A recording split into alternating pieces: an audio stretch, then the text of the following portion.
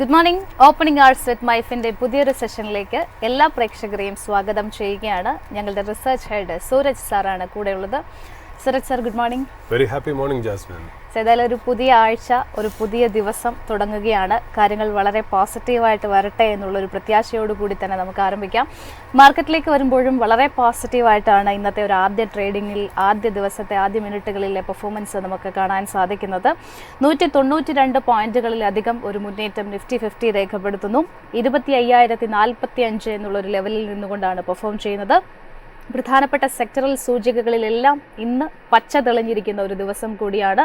Outlook നോക്കുന്ന സമയത്ത് macro economic ഡേറ്റകളൊക്കെ തന്നെ വളരെ പോസിറ്റീവായിട്ട് വരുന്നു.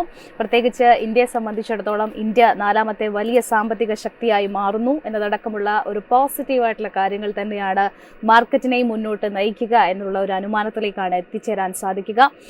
സർ, ഈ ഒരു ആഴ്ച വളരെ പോസിറ്റീവായിട്ടുള്ള കാര്യങ്ങളോടുകൂടി തന്നെ നമുക്ക് തുടങ്ങാം അല്ലേ? ജാസ്മിൻ, വളരെ ബ്യൂട്ടിഫുൾ വെതർ. അതായത് മാർക്കറ്റിനെ സംബന്ധിച്ചാണെങ്കിലും നമ്മളെ സംബന്ധിച്ചാണെങ്കിലും മൺസൂൺ അനിവാര്യമാണ്. നമുക്ക് ഈ പറഞ്ഞ പോലെ ഒരു എക്കണോമിയെ ഡ്രൈവ് ചെയ്യാൻ വേണ്ടിയിട്ട് മൺസൂൺ എന്ന് പറയുന്നത് വളരെ അത്യാവശ്യമായിട്ട് വരുന്നെങ്കിൽ പോലും നമ്മൾ നമ്മുടെ പ്രേക്ഷകരോട് ഒരു കോഷൻ നടത്തുന്നു. നമ്മൾ ഈ പറഞ്ഞ പോലെ സ്റ്റേ സേഫ്, അതായത് ഈ പറയുന്ന പോലെ സൂക്ഷിക്കുക. ഈ പറയുന്ന പോലെ മഴയുടെ കെടുതികളൊക്കെ നമുക്ക് നന്നായിട്ട് അറിയാമെന്നുള്ള, അപ്പോൾ അതിലൊന്ന് വാച്ച്ഫുൾ ആയിരിക്കുക എന്നുള്ളൊരു ചെറിയൊരു കോഷനോടുകൂടി തന്നെ നമുക്ക് തുടങ്ങാം എന്നുള്ളതാണ്. ജാസ്മിൻ, ഇനി മാർക്കറ്റിനെ ഡ്രൈവ് ചെയ്യാൻ പോകുന്ന 2 കാര്യങ്ങളാണ്. ഒന്നെന്ന് പറയുന്നത്, ഇപ്പോൾ ഏതായാലും ഗുഡ് ന്യൂസുകളെല്ലാം മാർക്കറ്റ് അബ്സോർബ് ചെയ്ത് കഴിഞ്ഞു അല്ലേ. ഇനിയിപ്പോൾ നമ്മൾ ശ്രദ്ധിക്കേണ്ട 2 കാര്യം, ഈ ടാരിഫിനെ കുറിച്ചുള്ള പോസിറ്റീവ് ന്യൂസുകൾ ഏതാണ്ട് അവസാനിച്ചു തുടങ്ങി. അതായത് ഇപ്പോൾ ട്രംപ് വീണ്ടും വെള്ളിയാഴ്ച പറഞ്ഞത് എന്താ, യൂറോപ്യൻ യൂണിയന് ഈ പറഞ്ഞ പോലെ ജൂൺ 1 ആകുമ്പോഴത്തേക്കും 50% ടാരിഫ് നമ്മൾ അടിച്ചേൽപ്പിക്കാൻ പോകുന്നു എന്നാണ് അദ്ദേഹം പറഞ്ഞത്. അപ്പോൾ തീർച്ചയായിട്ടും അതിൽ നിന്ന് നമുക്ക് മനസ്സിലാവുന്ന ഒരു കാര്യം എന്നറിയോ, ഒന്നാമത്തെ കാര്യം, ട്രംപ് അഡ്മിനിസ്ട്രേഷന് EU ആയിട്ടുള്ള ക്ഷമ കെട്ടു എന്നുള്ളത്. അതായത് EU ഒരു രീതിയിലും ഡിസ്കഷൻ തുടങ്ങുന്നില്ല. ജൂലൈ 9 വരെ നീട്ടി. കറക്റ്റ്. അപ്പോൾ EU ചീഫ് പറയുന്നത് എന്താ വെച്ചാൽ, ജൂൺ 1 എന്ന് പറയുന്നത് നമുക്ക് ഒരിക്കലും അത് സാറ്റിസ്ഫൈ ചെയ്യാൻ പറ്റില്ല. ജൂലൈ 9 കൂടി നമുക്കൊരു രൂപരേഖയിലേക്ക് എത്താം എന്ന് പറഞ്ഞതിനെ പോസിറ്റീവായിട്ട് ട്രംപ് റെസ്പോണ്ട് ചെയ്തിട്ട് പറഞ്ഞു, ഓക്കെ, ഐ എം സാറ്റിസ്ഫൈഡ് എന്നുള്ള രീതിയിലാണ് പോയത്. എങ്കിലും ഈ ടാരിഫ് എന്ന് പറയുന്ന കാര്യങ്ങളിലേക്ക് അദ്ദേഹം ആക്സിലേറ്റർ ചവിട്ടുന്നു എന്നുള്ള കാര്യം വളരെ ഇമ്പോർട്ടൻ്റ് ആണ്. അതായത് ടാരിഫിന്റെ കാര്യങ്ങളിൽ നിന്നും ലോകത്തിന്റെ ആ ഒരു അൺസർട്ടനിറ്റി മാറിയിട്ടില്ല എന്നുള്ളൊരു ബാക്ക്ഗ്രൗണ്ട് നമ്മൾ മനസ്സിൽ വെക്കണം. അതായത് എവറിത്തിങ് ഈസ് നോട്ട് ഹങ്കി ഡോറി എന്നുള്ള ഒരു മനസ്ഥിതി നമ്മൾ ഉണ്ടാവണം ബാക്ക്ഗ്രൗണ്ടിൽ. കാര്യം നമ്മളെ മാർക്കറ്റിൽ പോസിറ്റീവായിട്ടാണ് നമ്മൾ മാർക്കറ്റിനെ അപ്രോച്ച് ചെയ്യേണ്ടത്. എന്നാൽ മാത്രമേ we are paid to be optimistic എന്നുള്ള. ബട്ട് അതിന്റെ ഏറ്റവും വലിയ കാര്യങ്ങൾ നമ്മൾ പെസിമിസം അല്ലെങ്കിൽ ഒരു നെഗറ്റീവ്സ് എവിടം വരെ എത്തും എന്നുള്ളതിനെ കുറിച്ചൊരു അറിവ് ഉണ്ടാക്കി വെക്കുന്നത് എപ്പോഴും നല്ലതാണെന്നുള്ള. പിന്നെ 2ാമത്തെ റിസ്ക്, ഇപ്പൊ ടാരിഫ് കൂടാതെ നമ്മുടെ മുന്നിലുള്ള റിസ്ക് എന്ന് ഞാൻ പറയില്ല, ചാലഞ്ച് എന്ന് പറയുന്നത് ഈ പറയുന്ന പോലെ എന്താണ്, ഈ ബോണ്ട് ഈൽഡ് ഉയരുന്നത്. നമ്മൾ ഈ ബോണ്ട് ഈൽഡ് ഉയരുന്നത് സ്റ്റോക്സിന് നല്ലതല്ല. എവിടുത്തെ സ്റ്റോക്സ് ആണെങ്കിലും, US സ്റ്റോക്സ് ആണെങ്കിലും ശരി, എമർജിംഗ് മാർക്കറ്റ് സ്റ്റോക്സ് ആണെങ്കിലും ശരി, ഇന്ത്യൻ സ്റ്റോക്സ് ആണെങ്കിലും ശരി, അങ്ങനെ ബോണ്ട് ഈൽഡ് ഉയരുമ്പോൾ, പ്രത്യേകിച്ച് US-ലെ 30-year ബോണ്ട് ഈൽഡ് ഉയർന്നതായിട്ട് നമ്മൾ കണ്ടു, 5% മുകളിലായി. അതുകൂടാതെ തന്നെ ഈ പറഞ്ഞ പോലെ എന്താ പറയുക, UK ബോണ്ട്സും ഇൻക്രീസ് ചെയ്യുന്നുണ്ട്. ജാപ്പനീസ് എൻ ബേസ് ചെയ്തിട്ടുള്ള ബോണ്ട് ഈൽഡ്സും ഇൻക്രീസ് ചെയ്യുന്നുണ്ട്. ഇതൊക്കെ ഇൻക്രീസ് ചെയ്യുമ്പോൾ കാണിക്കുമ്പോൾ there will be flight of capital from equities to bonds. But അത് നടക്കണമെന്നില്ല. അങ്ങനത്തെ ഒരു സ്ഥിതിവിശേഷം, ആ ഒരു ചലഞ്ച് അതിനകത്തുണ്ടെന്നില്ല. അപ്പൊ നമ്മൾ മാർക്കറ്റിലെ റിസ്കുകൾ എന്തൊക്കെയാണെന്ന് മനസ്സിലാക്കി വെച്ചിട്ട് പോസിറ്റീവായിട്ട് മുന്നോട്ട് പോകുമ്പോഴായിരിക്കും നമുക്ക് നല്ലതെന്ന് പറയുന്നത് അല്ലെ. ഇപ്പൊ നമ്മൾ ഏതാണ്ട് 7 ദിവസം കൂടിയേ ഉള്ളൂ ഒരുമാതിരി എല്ലാ റിസൾട്ടും ഇന്ത്യൻ മാർക്കറ്റിൽ വന്നു തുടങ്ങി. ഇനി മേ ബി 7 to 10 ഡേയ്സിനുള്ളിൽ എല്ലാ റിസൾട്ടും നിൽക്കും മേജർ കമ്പനീസിന്റെ. ഇതുവരെയുള്ള ട്രെൻഡ് വെച്ചിട്ട് നോക്കുകയാണെങ്കിൽ പ്രോഫിറ്റിന്റെ കാര്യത്തിൽ ഇന്ത്യൻ കമ്പനീസ് ഭേദപ്പെട്ട ഒരു പ്രകടനം കാഴ്ചവെച്ചു എന്നുള്ള. ബട്ട് ഇതെന്താ പറയുക, നമ്മുടെ റവന്യൂ സെയിൽസിന്റെ കാര്യത്തിൽ അത്ര ഒരു ഗുണം വന്നില്ല. ഇൻ ലൈൻ ടു നെഗറ്റീവ്, അതായത് എക്സ്പെക്ടേഷന് താഴെയായിട്ട് നിന്ന്. അതിൽ നിന്ന് നമുക്ക് മനസ്സിലാവുന്ന ഒരു കാര്യം എന്ന് വെച്ചാൽ, ഒരു ഔട്ട്കം എന്താ വെച്ചാൽ, കമ്പനികളുടെ എഫിഷ്യൻസി കൂടി. അതുകൊണ്ടാണല്ലോ റവന്യൂവിന് ചെറിയ ഡിപ്പ് വന്നിട്ടും ഗ്രോത്ത് നന്നായി കൂടിയത്. അതായത് നല്ല രീതിയിലുള്ള കോസ്റ്റ് കൺട്രോള്, പിന്നെ റോ മെറ്റീരിയൽസ് പ്രൈസ് താഴെയാണ്, ഇൻഫ്ലേഷൻ കുറഞ്ഞു, ഇൻട്രസ്റ്റ് റേറ്റ് കുറഞ്ഞു വരുന്നു. ഇങ്ങനത്തെ റോ മെറ്റീരിയൽസ് കുറഞ്ഞ കാരണം പ്രോഫിറ്റിൽ ഒരു മാർജിൻ ബമ്പപ്പ് ഉണ്ടായിരുന്നു. എന്നാൽ റവന്യൂവിന്റെ കാര്യത്തിൽ ഒരു ഡിപ്പ് വരാൻ കാര്യം, ഡിമാൻഡ് ഇപ്പോഴും പല സ്ഥലങ്ങളിലും പല ഇൻഡസ്ട്രിയിലും പല അർബൻ ഏരിയകളിലും വന്നിട്ടില്ല എന്നുള്ളതാണ് അത് ഇൻഡിക്കേറ്റ് ചെയ്യുന്നത് എന്നുള്ള ഒരു കാര്യം. അപ്പൊ ഈ 2 കാര്യങ്ങളാണ് നമുക്ക് ഇനി വരാൻ പോണ ആഴ്ചകളിൽ അല്ലെങ്കിൽ ദിവസങ്ങളിലുള്ള നമ്മുടെ മുന്നിലുള്ള ചലഞ്ച്. പിന്നെ വേറൊരു നമ്മളെ ഞെട്ടിച്ചുകൊണ്ടുള്ള ഒരു ഇൻഫർമേഷൻ എന്ന് വെച്ചാൽ, ഈ ട്രംപ് ടിം കൂക്കിനോട് പറഞ്ഞ ഒരു കാര്യമാണ്. അതായത് ഡോണ്ട് മേക്ക് ഇൻ ഇന്ത്യ. അതായത് ഇന്ത്യ എന്ന് അദ്ദേഹം സ്പെസിഫിക് ആയിട്ട് പറഞ്ഞെങ്കിലും ആ യൂസേജ് ശരിയായില്ല എന്നുള്ളതാണ് അദ്ദേഹം ഉദ്ദേശം. വെച്ചാൽ ആപ്പിൾ അമേരിക്കൻ സിറ്റിസൺസിന് വേണ്ടി ഉണ്ടാക്കുന്ന ആപ്പിൾ ഫോൺസും അതർ ആപ്പിൾ ആക്സസറീസും കഴിവതും US തന്നെ മാനുഫാക്ചർ ചെയ്യണം. അപ്പൊ നമുക്ക് ഇവിടെ മാനുഫാക്ചറിങ് ഡെവലപ്ഡ് ആവും, ജോബ്സ് നന്നാവും, എക്കണോമി നന്നാവും. അതുകൊണ്ട് മറ്റുള്ള രാജ്യങ്ങളിൽ ഉണ്ടാക്കുന്നത് കുറയ്ക്കണം എന്നുള്ളതാണ്. പക്ഷെ അത് ഇന്ത്യ ചേർത്ത് പറഞ്ഞതെന്ന് വെച്ചാൽ ടിം കുക്ക് പ്രത്യേകം പറഞ്ഞു, US കൺസ്യൂമേഴ്സിന് കൊടുക്കുന്ന ഫോൺസ് എല്ലാം ഞങ്ങൾ ഈ പറയുന്ന പോലെ ഇന്ത്യയിൽ നിന്നാണ് ഞങ്ങൾ ചെയ്യാൻ പോകുന്നത് എന്നുള്ള ടാർഗറ്റ് ചെയ്ത് അദ്ദേഹം പറഞ്ഞു എന്നുള്ളതാണ്. അപ്പോ ഇല്ല എന്നുണ്ടെങ്കിൽ be ready for a 25% tariff എന്നുള്ളതാണ് അദ്ദേഹം പറഞ്ഞത്. But I do not know, അതിനെക്കുറിച്ച് തിരിച്ച് ആപ്പിൾ ഒന്നും റെസ്പോണ്ട് ചെയ്തിട്ടൊന്നുമില്ല. It is merely impossible. അതായത് ഇപ്പോ ട്രംപിന് അങ്ങനെയൊക്കെ പറയാമെങ്കിലും ഞാൻ പറഞ്ഞില്ലേ, ഒരു തമാശ എപ്പോഴും നമ്മുടെ എക്കണോമിക് സർക്കിൾസിൽ നടക്കുന്നുണ്ട്. $1,000 ഒരു ഐഫോൺ US ഉണ്ടാക്കണം എന്നുണ്ടെങ്കിൽ $3,000 ചെലവ് വരുമെന്നാണ് അതിനെ കളിയാക്കണം സാധാരണ. അപ്പോൾ ഈ പറയുന്ന ഒരു ഐഫോൺ നമ്മൾ എടുത്ത് നോക്കുമ്പോഴേ ഇതിന്റെ പ്രോസസർ വരുന്നത് ടൈവാനിൽ നിന്ന്. അത് TSMC എന്ന് പറയുന്ന കമ്പനി ഉണ്ടല്ലോ, Taiwan semiconductor manufacturing company. Processor വരുന്നത് അവിടുന്ന്, ഡിസ്പ്ലേ വരുന്നത് എവിടുന്ന, സാംസങ്ങിൽ നിന്നും LG നിന്നും സൗത്ത് കൊറിയയിൽ. മറ്റുള്ള അതർ കമ്പോണൻസ് എല്ലാം വരുന്നത് ചൈനയാണ്. ഇങ്ങനെ നിൽക്കുന്ന ഒരു പ്രോഡക്റ്റ് ആണ് ശരിക്കും പറഞ്ഞാൽ ഐഫോൺ എന്ന് പറയുന്നത്. ഇപ്പൊ ഇന്ത്യയിൽ തന്നെ നമ്മൾ എന്താ ചെയ്യുന്നത്, നമ്മുടെ ഇവിടെ കമ്പോണൻസ് ഉണ്ടാക്കുന്നില്ല, നമ്മൾ ഇതെല്ലാം അസംബിൾ ചെയ്യുന്നതാണ്. അപ്പോ ആപ്പിൾ ഉദ്ദേശം വെച്ചാൽ ഇന്ത്യയിലും കൂടെ അസംബ്ലി തുടങ്ങിയാൽ ചൈനയിൽ നിന്ന് ഡീറിസ്ക് ചെയ്യാം സപ്ലൈ ചെയിൻ. മറ്റുള്ള രാജ്യങ്ങൾ, ചൈന, വിയറ്റ്നാം, തായ്ലൻഡ് പോലുള്ള സ്ഥലങ്ങളിൽ എന്തെങ്കിലും പ്രോബ്ലം വരികയാണെങ്കിൽ ഇന്ത്യയിൽ നിന്ന് കൂടി സോഴ്സ് ചെയ്യാം എന്നുള്ളതാണ് അവർ ഉദ്ദേശിക്കുന്നത്. ബട്ട് US പ്രോബ്ലം എന്ന് വെച്ചാൽ US ഇത് ഉണ്ടാക്കുക എന്ന് പറഞ്ഞാൽ വേജസ്, ലേബറിന്റെ കോസ്റ്റ് വളരെ ഹൈ ആണ്. പിന്നെ ഈ പറയുന്ന പോലെ ഒരുപാട് സമയം എടുക്കുന്നേ ഈ സപ്ലൈ ചെയിൻ റെപ്ലിക്കേറ്റ് ചെയ്ത് അവിടെ വരിക. നമ്മൾ വിചാരിക്കുമ്പോൾ 3 to 5 years, എത്ര കൊല്ലം കൊണ്ടാണ് അവർ ഈ സപ്ലൈ ചെയിൻസ് ചൈനയിലും വിയറ്റ്നാമിലും ഒക്കെ ഉണ്ടാക്കിയെന്നുള്ളത് നമുക്ക് മനസ്സിലാക്കി വെക്കേണ്ട ഒരു കാര്യമുണ്ട്. പിന്നെ US ഫേസ് ചെയ്യുന്ന ഏറ്റവും വലിയ പ്രോബ്ലം എന്ന് പറയും, ഈ ലെവൽ ഓഫ് ജോലി ചെയ്യാനുള്ള സ്കിൽഡ് ലേബേഴ്സ് ഇല്ല. ഇത് ടൂളിംഗ് ഇൻഡസ്ട്രി എന്ന് പറയുന്നത്. അത് വളരെ പ്രസിഷൻ ആയിട്ടുള്ള എഞ്ചിനീയറിംഗ്. ഒരു ഫോൺ വെക്കുന്നു, അതിന്റെ പാനൽ വെക്കുന്നു, സെമി കണ്ടക്ടേഴ്സ് സോൾഡർ ചെയ്ത് വെക്കുന്നു, ചിപ്സ് വെക്കുന്നു, ഡിസ്പ്ലേ വെക്കുന്നു. ഇതൊക്കെ ഒരു ടൂളിംഗ് ഇൻഡസ്ട്രിയുടെ ഭാഗമാണ്. ഈ ടൂളിംഗ് ഇൻഡസ്ട്രി US വലുതായിട്ട് ടേക്ക് ഓഫ് ചെയ്തിട്ടില്ല. ഇതിന്റെ രാജ്യം എന്ന് പറയുന്നത് ചൈനയാണ്. ചൈനയും ടൈവാനും ഒക്കെയാണ്. ഇപ്പൊ ഇന്ത്യ ആ രീതിയിലേക്ക് ഉയർന്നു വരുന്നു എന്നേ ഉള്ളൂ. അപ്പൊ ഈ വക കാര്യങ്ങളൊക്കെ കാരണം തന്നെ ഈ പറയുന്ന പോലെ ഇതൊരു ഇമ്പോസിബിൾ ആയിട്ടുള്ള കാര്യമാണ്. എന്നാലും അദ്ദേഹം പറഞ്ഞുകൊണ്ടിരിക്കും എന്നുള്ളത് ഒരു കാര്യം. പിന്നെ നമുക്ക് ശ്രദ്ധിക്കേണ്ട വേറൊരു കാര്യം എന്ന് പറയുന്നത് ഈ പറഞ്ഞ പോലെ ഇന്ത്യയുടെ GDPയുടെ ഫിഗേഴ്സ് ആണ്. അതായത് ഇപ്പൊ ഇന്ത്യ 4th ലാർജസ്റ്റ് എക്കണോമിയായി മാറി, ബീറ്റിംഗ് ജപ്പാൻ എന്നുള്ളത്. അത് വളരെ ആശ്വാസകരമായിട്ടും സന്തോഷകരമായിട്ടും വളരെ പ്രൗഡ് ആയിട്ടുള്ള ഒരു ന്യൂസും ഇൻഫർമേഷനുമാണ് നമ്മുടെ മുന്നിൽ വരുന്നത്. എനിക്ക് തോന്നുന്നു 2025 കണക്കനുസരിച്ച് നമ്മുടെ ഇന്ത്യയുടെ GDP എന്ന് പറഞ്ഞാൽ 4.187 ട്രില്യൺ. ജപ്പാന്റെ എന്ന് പറയുന്നത് 4.186 ട്രില്യൺ. അതായത് ജസ്റ്റ് ക്രോസ് ചെയ്തു എന്നുള്ളതാണ് നമ്മൾ മനസ്സിലാക്കേണ്ടത്. വേൾഡിലെ ലാർജസ്റ്റ് എക്കണോമി ഇപ്പോഴും US ആണ്. അതിപ്പോഴും $30 ട്രില്യൺ ആണ്. രണ്ടാമത് വരുന്നത് ചൈനയാണ്. ചൈന എന്ന് പറയുന്നത് 19 ട്രില്യൺ, 19 ട്രില്യൺ ആണ് ചൈനയുടെ എക്കണോമിയുടെ സൈസ്. ജർമ്മനിയാണ് മൂന്നാമത് വരുന്നത്, 4.74. അതായത് ഇന്ത്യയിൽ നിന്ന് ജസ്റ്റ് ഒരു കൈപ്പാട് അകലെയാണ് ജർമ്മനി നിൽക്കുന്നത്. India is set to overtake Germany ഈ ഒരു പേസിൽ പോകാൻ എന്നുള്ളത് പറഞ്ഞു വെക്കേണ്ട. പിന്നെ നമ്മൾ ഇതിനകത്ത് ശ്രദ്ധിക്കേണ്ട ഒരു കാര്യം, 1980-കളിൽ ഇന്ത്യയും ചൈനയും സെയിം GDP ആയിരുന്നു. അതായത് $189 ബില്യൺ ആയിരുന്നു ഇന്ത്യയുടെ GDP. $189 ബില്യൺ. ചൈന $190-191 ബില്യൺ ആയിരുന്നു ആ സമയത്ത് നിന്നുള്ള. നമുക്കത് നമ്മുടെ ഏറ്റവും ഹിസ്റ്റോറിക് മൊമെന്റ് ആയിട്ട് എക്കണോമിയിലും ഫിനാൻസിലും നമ്മൾ പറയുന്നത് 1992 മൊമെന്റ് അല്ലെ. 1992 നമ്മുടെ എക്കണോമി ഗ്ലോബലൈസ് ചെയ്യണത് എന്നൊക്കെയാണ് പറയുന്നത്. ആ സമയത്ത് ഇന്ത്യൻ എക്കണോമി എത്രയായിരുന്നു അറിയോ സൈസ്? $289 ബില്യൺ ആയിരുന്നു ഇന്ത്യൻ എക്കണോമിയുടെ സൈസ്. 289 ബില്യൺ. ചൈനയുടെ എക്കണോമിയുടെ സൈസ് എന്ന് പറയുന്നത് ജസ്റ്റ് ഓൾമോസ്റ്റ് ഡബിൾ, അതായത് 493 ബില്യൺ. അതായത് ഇന്ത്യയും ചൈനയും തമ്മിൽ 1992 നമ്മൾ എക്കണോമി ഓപ്പൺ അപ്പ് ചെയ്യുന്ന സമയത്ത് ഏതാണ്ട് ഇന്ത്യക്കാളിലും ജസ്റ്റ് ഡബിൾ ആണ് ചൈന എന്ന് പറയുന്നത്. 2014 ആയപ്പോൾ അത് എത്രയെന്ന് അറിയും? അതായത് 2014 ആയപ്പോ ചൈനയുടെ $10 ട്രില്യൺ, ഇന്ത്യയുടെ $2 ട്രില്യൺ. നമ്മൾ സാധാരണ പറയുന്നത് 1992 ഇന്ത്യ എന്തോ വലുതായിട്ട് ഓപ്പൺ ചെയ്തതാണ്. ഇന്ത്യ ഓപ്പൺ അപ്പ് ചെയ്ത സമയത്ത് ചൈന എത്രത്തോളം ഗ്രോ ചെയ്ത് നോക്കൂ. അത് വെറും ഡബിൾ ആയിരുന്ന ആ ഒരു ഡിഫറൻസ് 5 ടൈംസ്. ഇന്ത്യ 2 ട്രില്യണും ചൈന 10 ട്രില്യണുമായി എന്നുള്ളതാണ് വാസ്തവം. ഇപ്പൊ അതാ ഈ പറയുന്ന പോലെ ഇന്ത്യ 4.18 ട്രില്യൺ, വീണ്ടും അവരേതാണ്ട് അഗെയിൻ ഒരു 3 ടൈംസ് 5 ടൈംസ് ഉള്ള ഗ്യാപ്പ് മാറി ഒരു 3 ടൈംസ് ആയി മാറിയിരിക്കുന്നു എന്നുള്ള നല്ല കാര്യം. പിന്നെ നമ്മൾ ഇപ്പോ വന്ന ഒരു എന്താ പറയുക, ഒരു ഇമ്പോർട്ടന്റ് ആയിട്ടുള്ള ന്യൂസ് എന്ന് പറയുന്നത് ഈ ഹാർവാർഡ് യൂണിവേഴ്സിറ്റിയുടെ ഒരു കാര്യമാണ്. ഈ ഹാർവാർഡ് യൂണിവേഴ്സിറ്റിയുടെ കാര്യം നമ്മൾ എടുത്തു പറയാൻ കാര്യം എന്നറിയോ? അതായത് ഹാർവാർഡ് ഇന്ത്യയിൽ ഇൻവെസ്റ്റ് ചെയ്തിട്ടുണ്ട് സ്റ്റോക്കുകളിൽ അറിയും. അതായത് ഹാർവാർഡ് യൂണിവേഴ്സിറ്റിയുടെ എൻഡോവ്മെന്റ് ഫണ്ട് ഇന്ത്യയുടെ പല സ്റ്റോക്കുകളിലും ഇൻവെസ്റ്റ് ചെയ്യുന്നുണ്ട്. എസ്പെഷ്യലി IPO പ്രോസസ്സിന്റെ ഒക്കെ സമയത്ത് നമുക്ക് ക്ലിയർ ആയിട്ടുള്ള ഇൻഫർമേഷൻ ഇല്ല. കാര്യം എന്ന് വെച്ചാൽ എങ്കിലും എനിക്ക് കിട്ടിയ ഒരു ഇൻഫർമേഷൻ അനുസരിച്ച് നമുക്കിപ്പോൾ നമ്മുടെ റിസർച്ച് ഹെഡ് ആയിട്ടുള്ള കേദാർ പ്രഭുവും റമീസും ഒക്കെ തന്ന ഇൻഫർമേഷൻ അനുസരിച്ച് ഹാർവാർഡ് പല IPOസിലും ആങ്കർ ഇൻവെസ്റ്റർ ആയിട്ടുണ്ട്. ഒരു ആങ്കർ ഇൻവെസ്റ്റർ വേണമല്ലോ IPO. ആങ്കർ ഇൻവെസ്റ്ററിന്റെ സ്റ്റേറ്റസിൽ ഹാർവാർഡ് യൂണിവേഴ്സിറ്റിയുടെ എൻഡോവ്മെന്റ് ഫണ്ട്സ് വന്നിട്ടുണ്ട്. ആൽകെം ലബോറട്ടറീസിന്റെ IPOയിൽ വന്നിട്ടുണ്ട്, BSEയുടെ IPOയിൽ വന്നിട്ടുണ്ട്, എൻഡ്യൂറൻസ് ടെക്നോളജിയുടെ വന്നിട്ടുണ്ട്, ഇന്റർഗ്ലോബ് ഏവിയേഷൻ ഇൻഡിഗോ അതിനകത്ത് വന്നിട്ടുണ്ട്, PNB ഹൗസിംഗ് ഫിനാൻസിന്റെ വന്നിട്ടുണ്ട്, ക്വസിന്റെ വന്നിട്ടുണ്ട്. ഈ ക്വസ് എന്ന് പറയുന്ന ക്വസിന്റെ പ്രൊമോട്ടർ ഫെയർഫാക്സ് ആണല്ലോ. ഫെയർഫാക്സ് എന്ന് പറഞ്ഞാൽ പ്രേം വാട്സ കനേഡിയൻ ബില്യണയർ ഉണ്ട്. അതായത് കനേഡിയൻ വാറൻ ബഫെ എന്നാണ് അദ്ദേഹത്തിനെ വിളിക്കുന്നത്. പ്രേം വാട്സ WATSA. അദ്ദേഹം ഇന്ത്യൻ ഒറിജിൻ ആളാണ്, കനേഡിയൻ സിറ്റിസൺ ആണ്.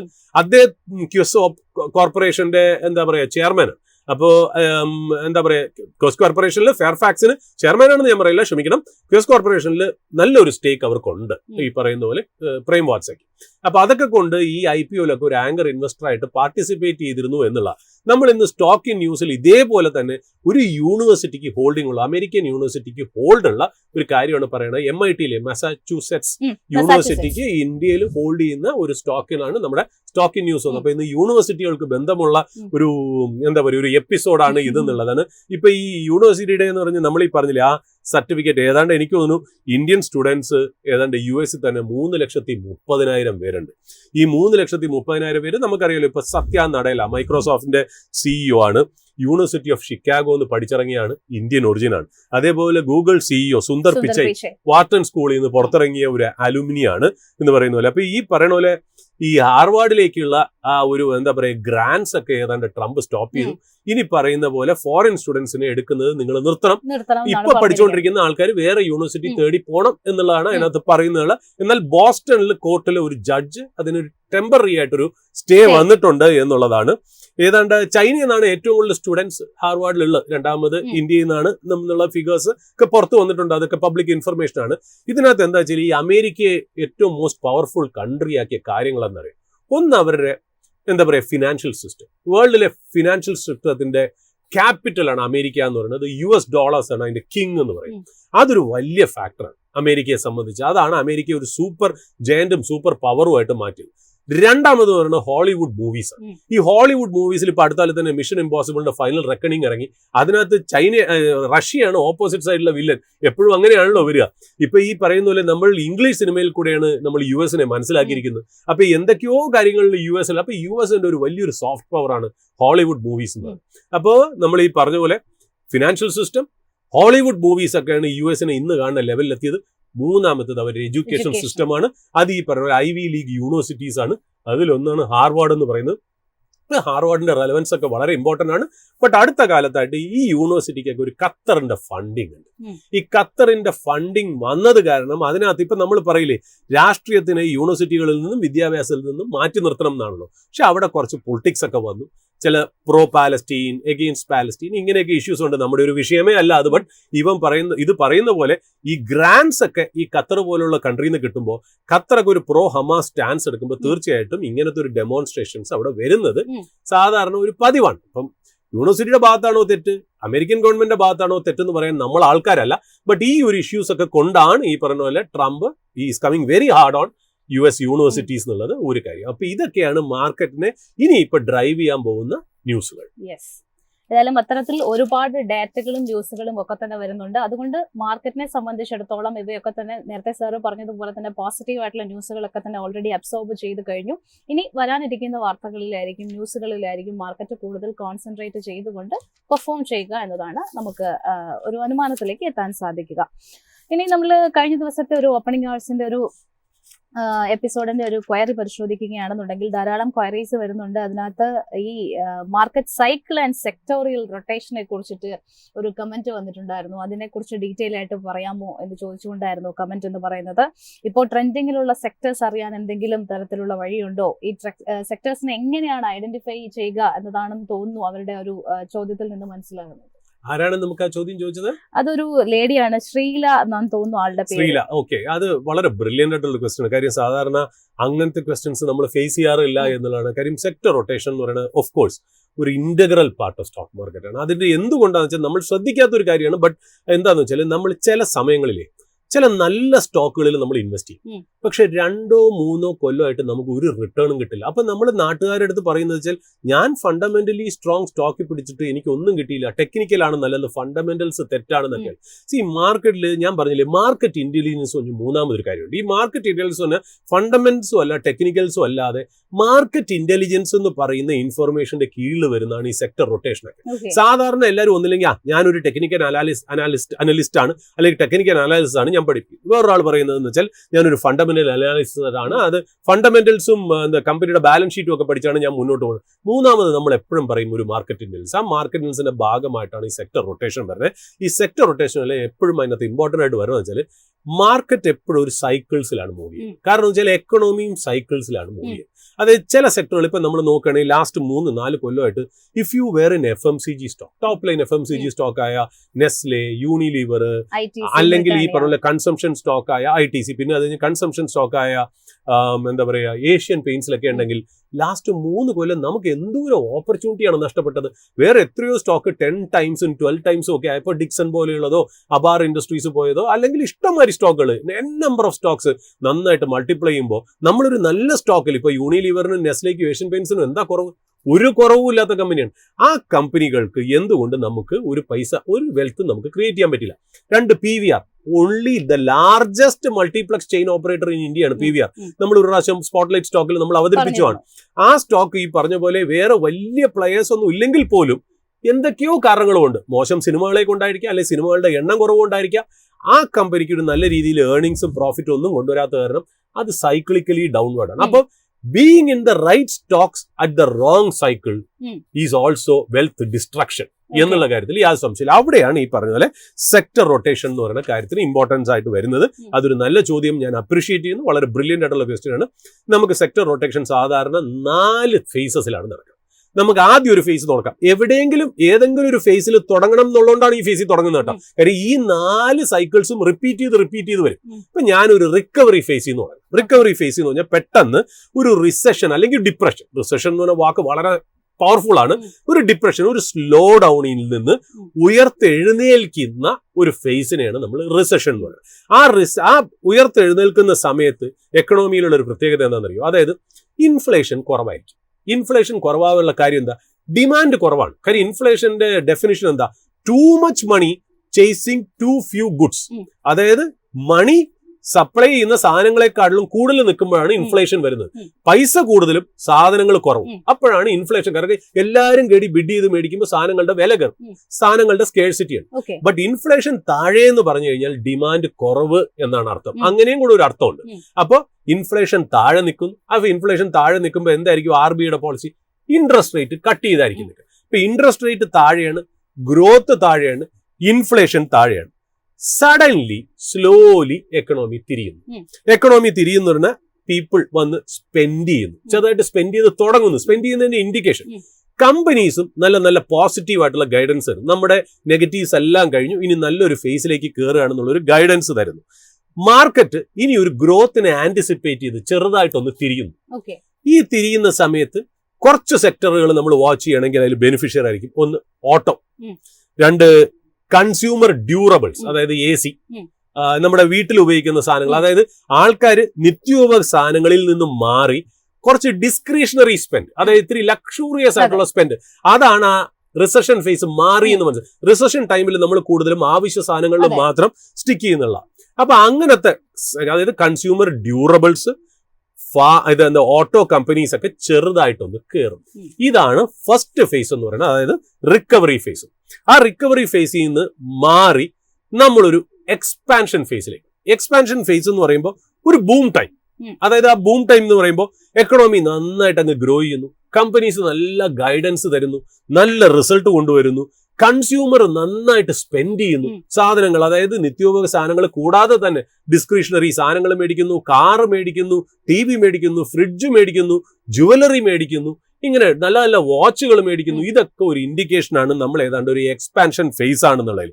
പിന്നെ ഒരുപാട് സ്റ്റാർട്ടപ്പുകൾ വരുന്നു, ഒരുപാട് IPOകൾ വരുന്നു, സാലറി ഹൈക്കിനെ കുറിച്ച് പറയുന്നു. നമ്മളിപ്പോൾ കോളേജിൽ നിന്നൊക്കെ ഏറ്റവും കൂടുതൽ CTC കിട്ടിയത് ഇന്ന സ്റ്റുഡന്റിനാണെന്നൊക്കെയുള്ള ഡിസ്കഷനൊക്കെ ഏറ്റവും കൂടുതൽ ഒരു എക്സ്പാൻഷൻ, ഒരു എക്കണോമിക് എക്സ്പാൻഷൻ നടക്കുന്ന സെക്കൻഡ് ഫേസിലാണ് നമ്മൾ കൂടുതലും കാണാൻ. പിന്നെ ക്രെഡിറ്റ് ഗ്രോത്ത് ഭയങ്കരമായിട്ട്, ബാങ്ക് ഒരുപാട് ക്രെഡിറ്റ് കൊടുക്കുന്നു, അതെടുക്കാൻ കൺസ്യൂമർ വരുന്നു, കൺസ്യൂമർ അതിനെ മേടിച്ചിട്ട് നമ്മൾ ഈ പറഞ്ഞ പോലെ ബജാജ് ഫിനാൻസ് പോലെയുള്ള ക്രെഡിറ്റുകളൊക്കെ മേടിച്ച്, പേഴ്സണൽ ലോണൊക്കെ മേടിച്ചിട്ട് നമ്മൾ സാധനങ്ങൾ മേടിച്ച് കൂട്ടുന്നു.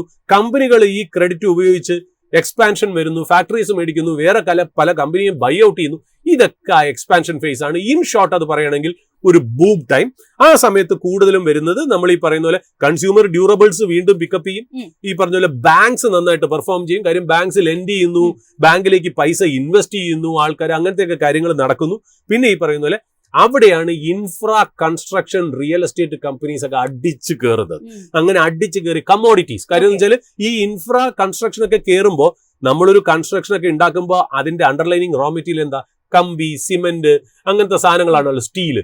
അപ്പൊ കമ്മോഡിറ്റീസും ഭയങ്കരമായിട്ട് അടിച്ചു കയറുന്നു. ഇതാണ് ഒരു എക്സ്പാൻഷൻ ഫേസ് എന്ന് പറയുന്നത്. പിന്നെ മൂന്നാമത് വരുന്ന പീക്ക്, അതായത് ആ എക്സ്പാൻഷൻ, അതായത് റിക്കവറി ഇത് വന്നു, റിക്കവറി ഫേസിൽ നിന്ന് നമ്മൾ റിക്കവറിയിൽ നിന്ന് എക്സ്പാൻഷൻ വന്നു, എക്സ്പാൻഷനിൽ നിന്ന് നമ്മൾ പീക്കിലേക്ക് ഗ്രാഫ് ഇങ്ങനെ മുകളിലേക്ക് പോകണം. ആ പീക്ക് എന്ന് പറഞ്ഞാൽ നിങ്ങൾ പോസിറ്റീവ് ന്യൂസ് മാത്രമേ ഉള്ളൂ. മാർക്കറ്റ് പോലും നെഗറ്റീവ് ന്യൂസുകളൊക്കെ അങ്ങ് മറക്കുന്നു. പോസിറ്റീവ്, അതായത് നെഗറ്റീവ് ന്യൂസ് വന്നാലും കാര്യമായിട്ടൊന്നും ശ്രദ്ധിക്കില്ല, നമ്മളും ശ്രദ്ധിക്കില്ല. ഓവർ കോൺഫിഡൻസ് ആയി, ഓവർ കോംപ്ലൈസൻസി ആയി, ഇൻഫ്ലേഷൻ അങ്ങ് അടിച്ചു കയറുന്നു. പതുക്കെ RBI ഇൻട്രസ്റ്റ് റേറ്റ് അങ്ങ് കൂട്ടുന്നു, EMI ഒക്കെ വില കൂടുന്നു. കാര്യം ഇൻട്രസ്റ്റ് റേറ്റ് കൂടുമ്പോൾ EMI ഒക്കെ കൂടുമല്ലോ. പിന്നെ എന്താ, വില കൂടുന്നു സാധനങ്ങൾക്ക്. അതായത് ഒരുപാട് പൈസ ടു ഫ്യൂ ഗുഡ്സ്, കുറച്ച് സാധനങ്ങളിലേക്ക് ഫീഡ് ചെയ്യുമ്പോൾ സാധനങ്ങളുടെ വില കൂടുന്നു. ഇങ്ങനെയൊക്കെ വരുമ്പോൾ കാര്യങ്ങളൊന്നും ഉയർന്നു പോകുന്നു. സ്റ്റോക്സ് ഭയങ്കരമായിട്ട് ഹീറ്റഡ് അപ്പ് ആവുന്നു. IPO ഒക്കെ സൂപ്പർ നാച്ചുറൽ വാല്യൂഷനിൽ വരുന്നു. മാർക്കറ്റ് ഒന്ന് വോളറ്റിലിറ്റി കൂടുന്നു. ഇങ്ങനെയൊക്കെ വരുമ്പോഴത്തേക്കും നമ്മൾ ഏതാണ്ട് പീക്ക് എത്തി എന്നുള്ളൊരു അർത്ഥത്തിലേക്കാണ് വന്നത്. നൗ ആ സമയത്ത് നമ്മൾ കറക്റ്റ് ആയിട്ട് അത് വാച്ച് ചെയ്തില്ല എന്നുണ്ടെങ്കിൽ ദെൻ കംസ് ഈ പറയുന്നില്ല. അപ്പൊ ഈ സമയത്തൊക്കെ ഏതാണെന്നറിയോ, ഈ പീക്ക് സമയത്ത് ഇൻഫ്രാ സ്റ്റോക്സ് ഒക്കെ, റിയൽ എസ്റ്റേറ്റ് ഒക്കെ അൺനാച്ചുറൽ വാല്യൂഷൻസിൽ പോകും. Banks, auto, real estate, construction, infrastructure ഒക്കെ ഈ പീക്ക് സമയത്ത് വളരെ ഹൈ വാല്യൂല്, വലിയ ഹൈ പീസിലൊക്കെ ട്രേഡ് ചെയ്യും. ഇതാണ് ആ ഫേസിന്റെ പ്രത്യേകത. അവിടുന്ന് പിന്നെ എന്താ, ഒരൊറ്റ വീഴ്ചയാണ്. അതാണ് ഈ contraction phase. Contraction phase GDP slow down ചെയ്യുന്നു, ഇൻഫ്ലേഷൻ ഷൂട്ടപ്പ് ചെയ്യുന്നു, ഇൻട്രസ്റ്റ് റേറ്റ് നന്നായിട്ട് കയറുന്നു, കമ്പനീസിൽ ജോബ് ലോസുകൾ, ജോലി നഷ്ടമാവുന്നു പലർക്കും. പിന്നെ കമ്പനികൾ ഇൻവെസ്റ്റ്മെന്റ് ഡിലേ ചെയ്യുന്നു. അതായത് നമ്മൾ കപ്പാസിറ്റി എക്സ്പാൻഷൻ ഒക്കെ റിക്കവറി ഫേസിൽ പറഞ്ഞല്ലോ, അതൊക്കെ അങ്ങ് നിൽക്കുന്നു, കുറയുന്നു.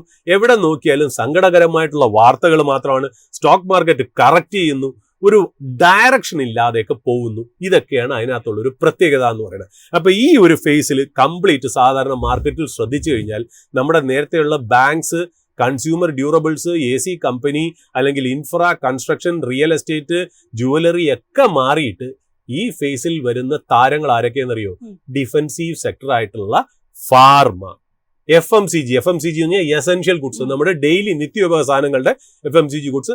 സം ടൈംസ് വേറെ എക്സ്റ്റേണൽ എൻവയോൺമെന്റ് നല്ലതാണെങ്കിൽ IT-യും കൂടെ ഡിഫൻസീവ് സെക്ടർ ആയിട്ട് മാറും. പക്ഷെ ഗ്ലോബലി എന്തെങ്കിലും പ്രശ്നം ഉണ്ടെങ്കിൽ IT ഒരു ഡിഫൻസീവ് സെക്ടർ ആവില്ല എന്നുള്ളത്. പിന്നെ അത് കഴിഞ്ഞ് യൂട്ടിലിറ്റീസ്, ഈ power, gas, NTPC, GAIL, ONGC, BPCL, HPCL ഇതേപോലെയുള്ള കമ്പനികളാണ് ആ ഫേസിൽ വരുന്നത്. ഇപ്പൊ നമ്മുടെ അടുത്ത് ഏത് ഫേസിലാണെന്ന് വെച്ചാൽ റിക്കവറി ഫേസ്, രണ്ടാമത്തെ ഫേസിന്റെ ഒരു തുടക്കമായിട്ടാണ് നമുക്ക് കാണപ്പെടുന്നത്. ഇനി അങ്ങോട്ട് പോകുമ്പോൾ എങ്ങനെയാണെന്ന് നമുക്കൊരു പിടിയില്ല. ഇവിടെ കൂടുതലും തിയറട്ടിക്കലി നമ്മൾ നോക്കുകയാണെങ്കിൽ ഈ എക്സ്പാൻഷൻ ഫേസിന്റെ തുടക്ക ഭാഗങ്ങളിൽ ഏറ്റവും കൂടുതൽ ബെനിഫിറ്റ് ചെയ്യാവുന്ന സെക്ടേഴ്സ് എന്ന് പറയുന്നത് capital goods, infrastructure stocks, banking and financial institutions, auto ancillary, consumer discretionary, അതായത് നിത്യോപയോഗമല്ല അല്ലാതെ ഡിസ്ക്രിഷണറി ആയിട്ടുള്ള സാധനങ്ങൾ, പിന്നെ ഡിഫൻസ്, റെയിൽവേസ്. ഇതൊക്കെയാണ് സാധാരണ ഈ കാലഘട്ടത്തിൽ നന്നായിട്ട് പെർഫോം ചെയ്യുന്നത്.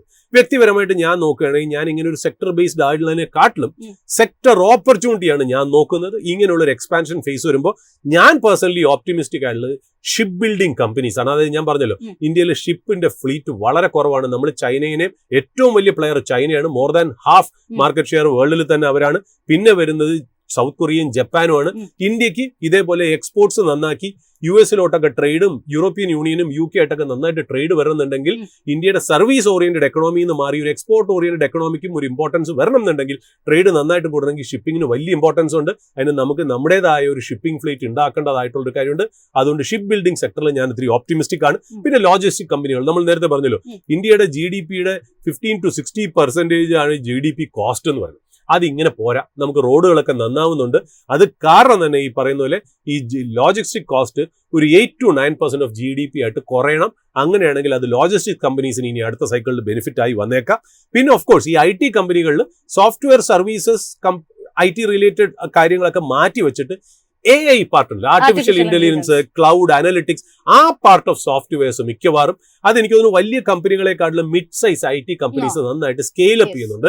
ആ ഭാഗം നമുക്കൊന്ന് വാച്ച് ചെയ്യാന്നുള്ള. പിന്നെ ഞാൻ പറഞ്ഞില്ലേ ടൂളിംഗ് കമ്പനീസ്, ഈ ടൂൾസിലെ മെഷീൻസ്, അതായത് ഒരു മാനുഫാക്ചറിംഗ് പ്രോസസ്സിൽ യൂസ് ചെയ്യുന്ന മെഷീൻസ്, ഇപ്പൊ ജ്യോതി CNC മെഷീൻസ് ഒക്കെ ഇന്ന് റിസൾട്ട് കൊണ്ടുവന്നു. അങ്ങനത്തെ കമ്പനീസിനൊക്കെ ഇനി വരാൻ പോകുന്ന നല്ലൊരു ഓപ്പർച്യൂണിറ്റി. കാര്യം മാനുഫാക്ചറിംഗ് നന്നായിട്ട് വരികയാണ്.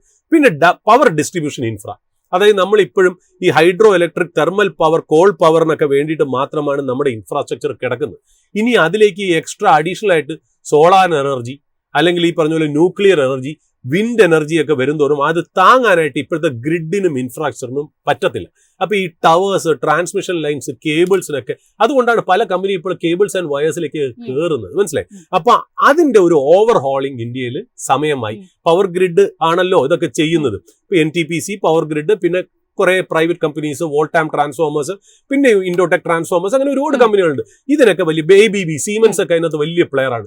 ഹിറ്റാച്ചി, ഇതൊക്കെ വലിയ പ്ലെയേഴ്സ് ആണ് അതിനകത്ത് വരുമ്പോൾ. സ്നൈഡർ, GE ഒക്കെ വലിയ പ്ലെയേഴ്സ് ആണ് ഇതിനകത്ത്. അപ്പൊ ഇതൊക്കെയാണ് എനിക്ക് ഇഷ്ടമുള്ള വേറൊരു സെക്ടർ. പിന്നെ വരുന്നത് ഓഫ് കോഴ്സ് ഗ്രീൻ എനർജി. നമ്മൾ ഈ പറയുന്ന പോലെ ഈ എത്രത്തോളമാണ് ഫ്യൂവൽ, ഓയിൽ ആൻഡ് ഗ്യാസിന്റെ ഇമ്പോർട്ടൻസ് നമ്മുടെ നിഫ്റ്റിയിൽ ഉണ്ടെന്ന് അറിയാലോ.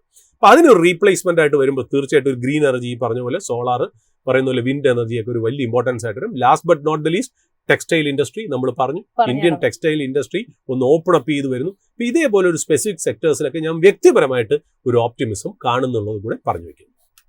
Yes, that's all about sectorial rotation. ഏതായാലും ഇനിയിപ്പോൾ മാർക്കറ്റിന്റെ ഒരു ലൈവ് അപ്ഡേറ്റ്സ് നമുക്ക് കിട്ടേണ്ടതുണ്ട്. അതിനായിട്ട് റിസർച്ച് ഡെസ്കിൽ നിന്ന് നിഖിലാണ് ജോയിൻ ചെയ്യുന്നത്.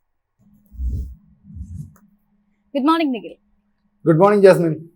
ഏതായാലും നമ്മൾ ഇന്നത്തെ ഈ ഒരു ആഴ്ചയിലെ ആദ്യത്തെ ദിനം തുടങ്ങുന്ന സമയത്ത് ഒരു 45 മിനിറ്റ്സ് പിന്നിടുമ്പോൾ 200ഓളം പോയിന്റുകളുടെ ഒരു മുന്നേറ്റം നിഫ്റ്റി 50-ൽ കാണുന്നു. 25,000 എന്നുള്ള ഒരു ലെവൽ മെയിൻറ്റെയിൻ ചെയ്തുകൊണ്ട് തന്നെയാണ് നിഫ്റ്റി പെർഫോം ചെയ്യുന്നത്. പ്രധാനപ്പെട്ട സെക്ടറുകളിലൊക്കെ തന്നെ നമുക്ക് ആ ഒരു മുന്നേറ്റം കാണാനാകുന്നുമുണ്ട്. മറ്റു പ്രധാനപ്പെട്ട അപ്ഡേറ്റ്സ് എങ്ങനെയാണ്? ജാസ്മിൻ പറഞ്ഞതുപോലെ തന്നെ ഈ വാരത്തിന് മികച്ച ഒരു തുടക്കം തന്നെയാണ് നിഫ്റ്റി 50ക്ക് നിലവിൽ ലഭിച്ചിരിക്കുന്നത്. ഏകദേശം 3/4% മുകളിലുള്ള ഒരു നേട്ടത്തോടു കൂടി, അതായത് ഇപ്പോൾ 25,053 എന്ന് പറഞ്ഞൊരു നിരക്കിലാണ് നിഫ്റ്റി 50യിൽ ട്രേഡിംഗ് പുരോഗമിക്കുക. അതായത് 25,000 എന്ന് പറയുന്ന ആ ഒരു ലെവൽ നിഫ്റ്റി 50 ഹോൾഡ് ചെയ്യുന്നതായാണ് നിലവിൽ കാണാൻ വേണ്ടി സാധിക്കുന്നത്. സൂചിക പരിശോധിക്കുകയാണെങ്കിൽ 46 കമ്പനികൾ അഡ്വാൻസ് ആയി ട്രേഡ് ചെയ്യുമ്പോൾ 3 കമ്പനികൾ മാത്രം ഡിക്ലൈൻ ആയും ട്രേഡ് ചെയ്യുന്നു. നിഫ്റ്റി ബാങ്കിലേക്ക് വരികയാണെങ്കിലും ഏകദേശം 3/4% ചേർന്ന് നിൽക്കുന്ന ഒരു നേട്ടം, അതായത് 370 പോയിന്റുകൾക്ക് മുകളിലുള്ള ഒരു നേട്ടത്തോടു കൂടി 55,770 എന്ന് പറഞ്ഞൊരു നിരക്കിലാണ് നിഫ്റ്റി ബാങ്കിൽ ട്രേഡിംഗ് പുരോഗമിക്കുന്നത്. നിഫ്റ്റി ബാങ്കിനെ സംബന്ധിച്ചിടത്തോളം പറയുകയാണെങ്കിൽ മുഴുവൻ കമ്പനികളും, അതായത് 12 കമ്പനികളും നിലവിൽ ഇപ്പോൾ അഡ്വാൻസ് ആയാണ് നിഫ്റ്റി ബാങ്കിൽ ട്രേഡ് ചെയ്തുകൊണ്ടിരിക്കുന്നത്. BSE സെൻസെക്സിലേക്ക് കടക്കുകയാണെങ്കിലും ഏകദേശം 1% ചേർന്ന് നിൽക്കുന്ന ഒരു നേട്ടത്തോടു കൂടി 82,480 എന്ന് പറഞ്ഞൊരു നിരക്കിലാണ് BSE സെൻസെക്സിലും ട്രേഡിംഗ് പുരോഗമിച്ചുകൊണ്ടിരിക്കുന്നത്. നിഫ്റ്റി 50യിലെ ടോപ്പ് ഗെയിനേഴ്സ് നിലവിൽ പരിശോധിക്കുകയാണെങ്കിൽ ഹിൻഡാൽകോ ഇൻഡസ്ട്രീസിന്റെ ഓഹരികളിൽ ഏകദേശം 2.5% മുകളിലുള്ള ഒരു നേട്ടവും ടാറ്റ മോട്ടോഴ്സും 2.5% മുകളിലുള്ള ഒരു നേട്ടവും കൈവരിക്കുന്നു. മഹീന്ദ്രയുടെ ഓഹരികൾ ഏകദേശം 2.5% മുകളിലുള്ള ഒരു നേട്ടം കൈവരിക്കുമ്പോൾ ബജാജ് ഓട്ടോ 1.5% മുകളിലും ടൈറ്റന്റെ ഓഹരികൾ നിലവിൽ 1.25% ഒരു നേട്ടവുമാണ് ഇപ്പോൾ കാഴ്ചവെച്ചുകൊണ്ടിരിക്കുന്നത്. ഇടിവിൽ തുടരുന്ന ഓഹരികൾ പരിശോധിക്കുകയാണെങ്കിൽ ഭാരത് ഇലക്ട്രോണിക്സിന്റെ ഓഹരികൾ ഏകദേശം 0.5% മുകളിലുള്ള ഒരു ഇടിവ് കാഴ്ചവെക്കുമ്പോൾ ശ്രീറാം ഫിനാൻസിന്റെ ഓഹരികൾ 0.5% ചേർന്ന് നിൽക്കുന്ന ഇടിവും SBI ലൈഫ് ഇൻഷുറൻസിന്റെ ഇടിവ് ഏകദേശം ഒരു മാർജിനലായ ഒരു ഇടിവ് SBI ലൈഫ് ഇൻഷുറൻസിന്റെ ഭാഗത്ത് നിന്നും നിലവിലുണ്ടാകുന്നു. നിഫ്റ്റി ബാങ്കിലേക്ക് നിലവിൽ കടക്കുകയാണെങ്കിൽ ഏകദേശം 0.66% ഒരു നേട്ടത്തോടു കൂടി 55,760 എന്ന് പറഞ്ഞൊരു നിരക്കിലാണ് നിഫ്റ്റി ബാങ്കിൽ ട്രേഡിംഗ് പുരോഗമിച്ചുകൊണ്ടിരിക്കുന്നത്. നിഫ്റ്റി ബാങ്കിൽ നിന്ന് നിലവിൽ ICICI ബാങ്കിന്റെ ഭാഗത്ത് നിന്ന് വളരെ മികച്ച ഒരു പെർഫോമൻസ് ഉണ്ടാകുന്നു.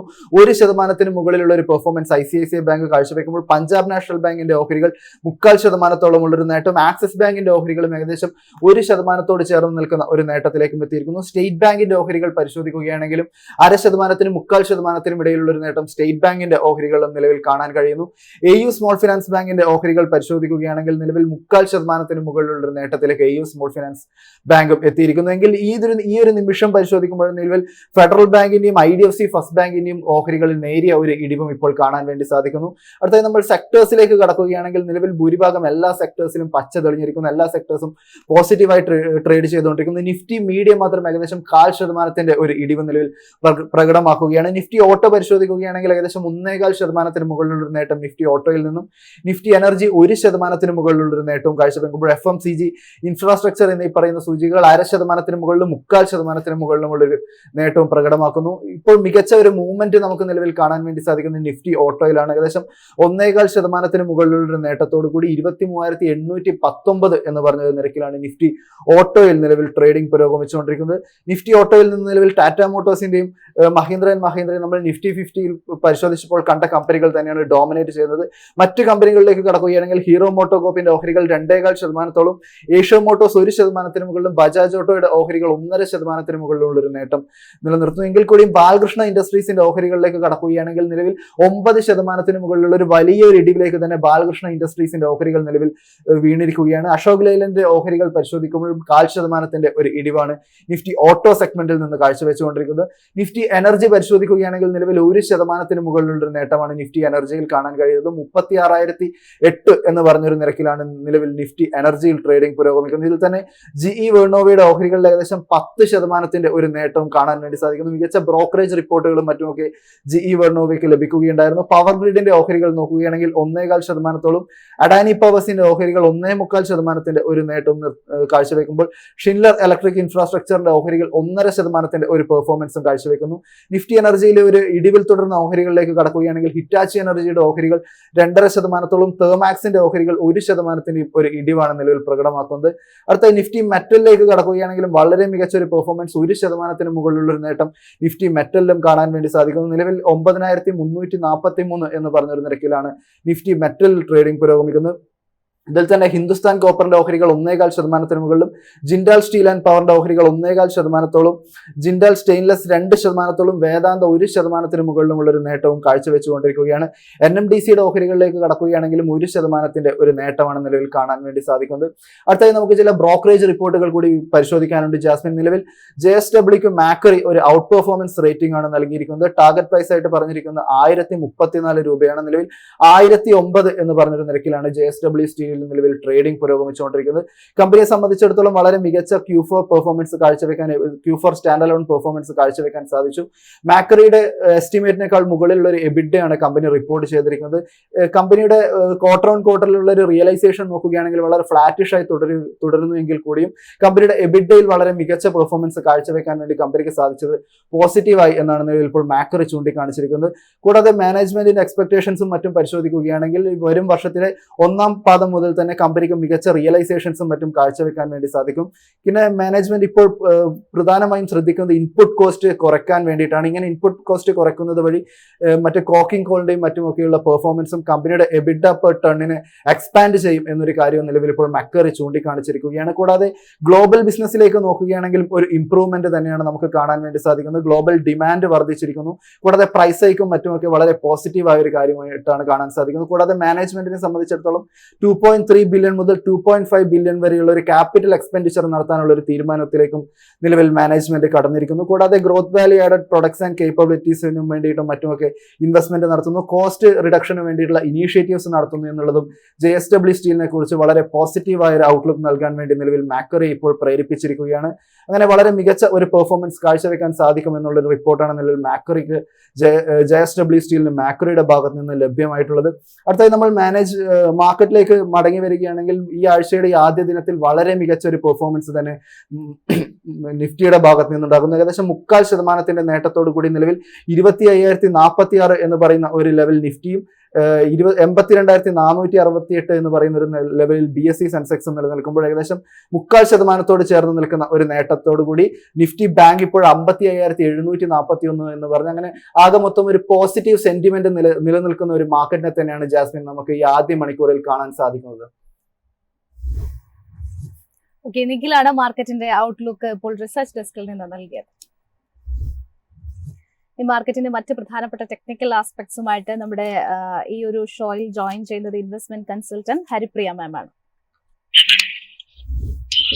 Good morning ma'am and welcome to the show. Good morning Jasmine, thank you. ഏതായാലും ഈ ഒരാഴ്ചയിലെ ഫസ്റ്റ് ട്രേഡിംഗ് ഡേ തന്നെ വളരെ പോസിറ്റീവ് ആയിട്ടാണ് ബെഞ്ച് മാർക്ക് ഇൻഡീസസുകളൊക്കെ തന്നെ കാണുന്നത്. നിഫ്റ്റി 25,000 എന്നുള്ള ഒരു ലെവല് സസ്റ്റെയിൻ ചെയ്യുന്നതായിട്ട് കാണുന്നു.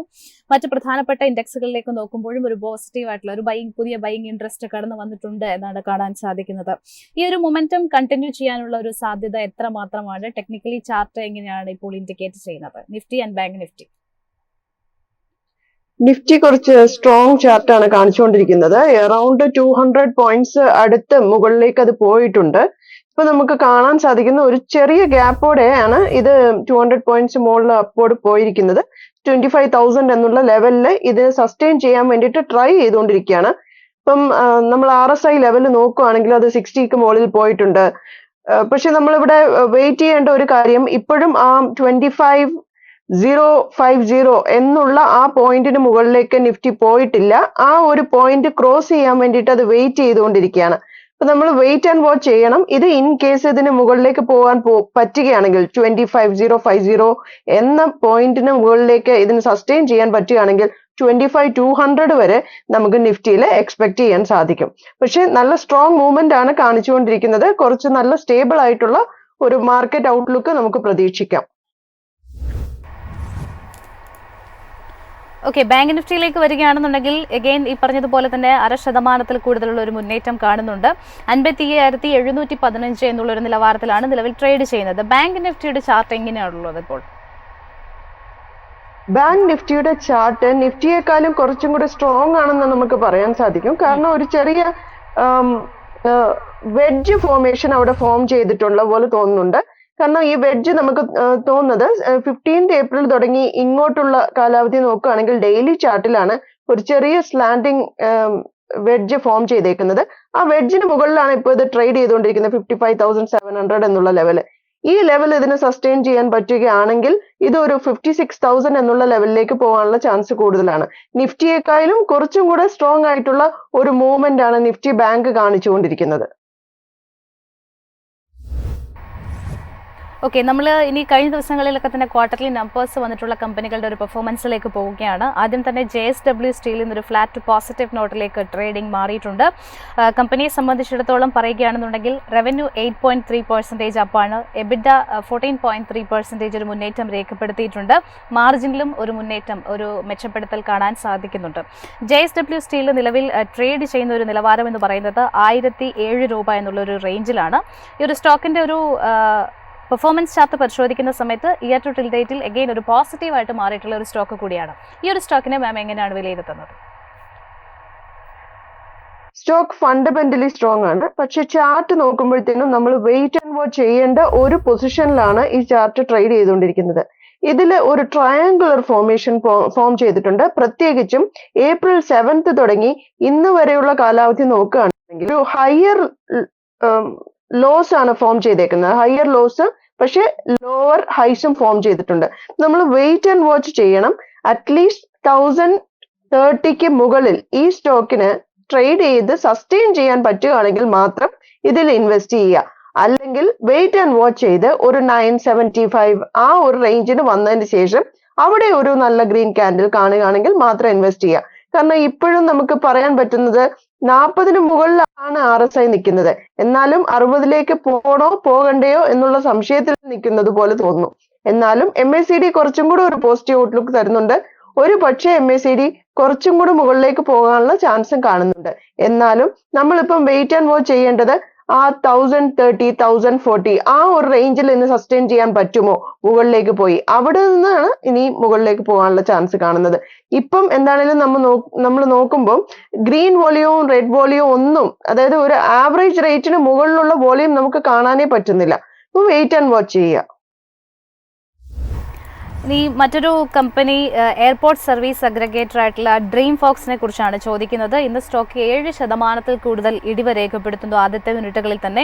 കമ്പനിയെ സംബന്ധിച്ചിടത്തോളം ക്വാർട്ടർലി നമ്പേഴ്സ് അത്ര ഭേദപ്പെട്ടതായിരുന്നില്ല. സ്ട്രീറ്റ് എസ്റ്റിമേറ്റുകൾക്ക് അത്ര പെർഫോം ചെയ്യാനായിട്ട് കമ്പനിക്ക് കഴിഞ്ഞില്ല. അതുകൊണ്ട് തന്നെയാണ് സ്റ്റോക്കും ഇന്നൊരു സമ്മർദ്ദം നേരിടുന്നതെന്നാണ് കാണാൻ സാധിക്കുന്നത്. നെറ്റ് പ്രോഫിറ്റിൽ 17.2% ഒരു ഇടിവ് രേഖപ്പെടുത്തിയിട്ടുണ്ടായിരുന്നു. ഈ ഒരു സ്റ്റോക്കിനെ സംബന്ധിച്ചിടത്തോളം പറയുന്ന സമയത്ത് 32.63% ഇയർ ടു ടിൽ ഡേറ്റിൽ നെഗറ്റീവ് റിട്ടേൺ നൽകിയിട്ടുള്ള ഒരു സ്റ്റോക്ക് കൂടിയാണ് ഡ്രീം ഫോക്സ് എന്ന് പറയുന്നത്. ഡ്രീം ഫോക്സിൽ ഇനി ഒരു പുതിയ ബൈയിങ് ഓപ്പർച്യൂണിറ്റി നിലവിലെ അവസരത്തിൽ കാണുന്നുണ്ടോ? എങ്ങനെയാണ് മാം ഈ സ്റ്റോക്കിനെ നോക്കുന്നത്? കഴിഞ്ഞ ഒരു 1-2 ആഴ്ചയിലെ പാറ്റേൺ മാത്രം നമ്മൾ നോക്കുകയാണെങ്കിൽ ഗ്രീൻ വോളിയം നല്ലവണ്ണം വന്നിട്ടുണ്ടായിരുന്നു. ഒരു ബിഗ് ഫുട്ട് എൻറ്റർ ചെയ്തതുപോലെ തോന്നുന്നുണ്ടായിരുന്നു മാർക്കറ്റിൽ. പക്ഷെ ഇന്നത്തെ ക്യാൻഡില് അതിനെ എല്ലാം കവച്ചു വെച്ചുകൊണ്ട് ഒരു വലിയ റെഡ് ക്യാൻഡിലാണ് ഫോം ചെയ്തിരിക്കുന്നത്. അതിനൊരു വലിയ ടെയിലും ഉണ്ട്. അപ്പൊ കഴിഞ്ഞ 2 ദിവസത്തെ, കഴിഞ്ഞ ഫ്രൈഡേ, ഇന്ന് ഈ മൺഡേ, ഇപ്പൊ ഫോം ചെയ്തേക്കുന്ന ക്യാൻഡിലും കൂടെ വെച്ച് നോക്കുകയാണെങ്കിൽ ഒരു ഡ്രാഗൺ ഫ്ലൈ ക്യാൻഡിലാണ്. നമുക്കത് അപ്രതീക്ഷിതമായി എന്തും സംഭവിക്കാം എന്നുള്ള നിലവിലുള്ള ഒരു പാറ്റേൺ ആണ് ഇത് കാണിച്ചുകൊണ്ടിരിക്കുന്നത്. മാത്രമല്ല RSI ഷാർപ്പായിട്ട് മുകളിൽ നിന്ന് ഒരു 70 മുകളിൽ നിന്ന് 60 അത് ഫോൾ ചെയ്തുകൊണ്ടിരിക്കുകയാണ്. ഇനി ഇതിലും താഴേക്ക് പോകാനുള്ള ചാൻസും അത് കാണിക്കുന്നുണ്ട്.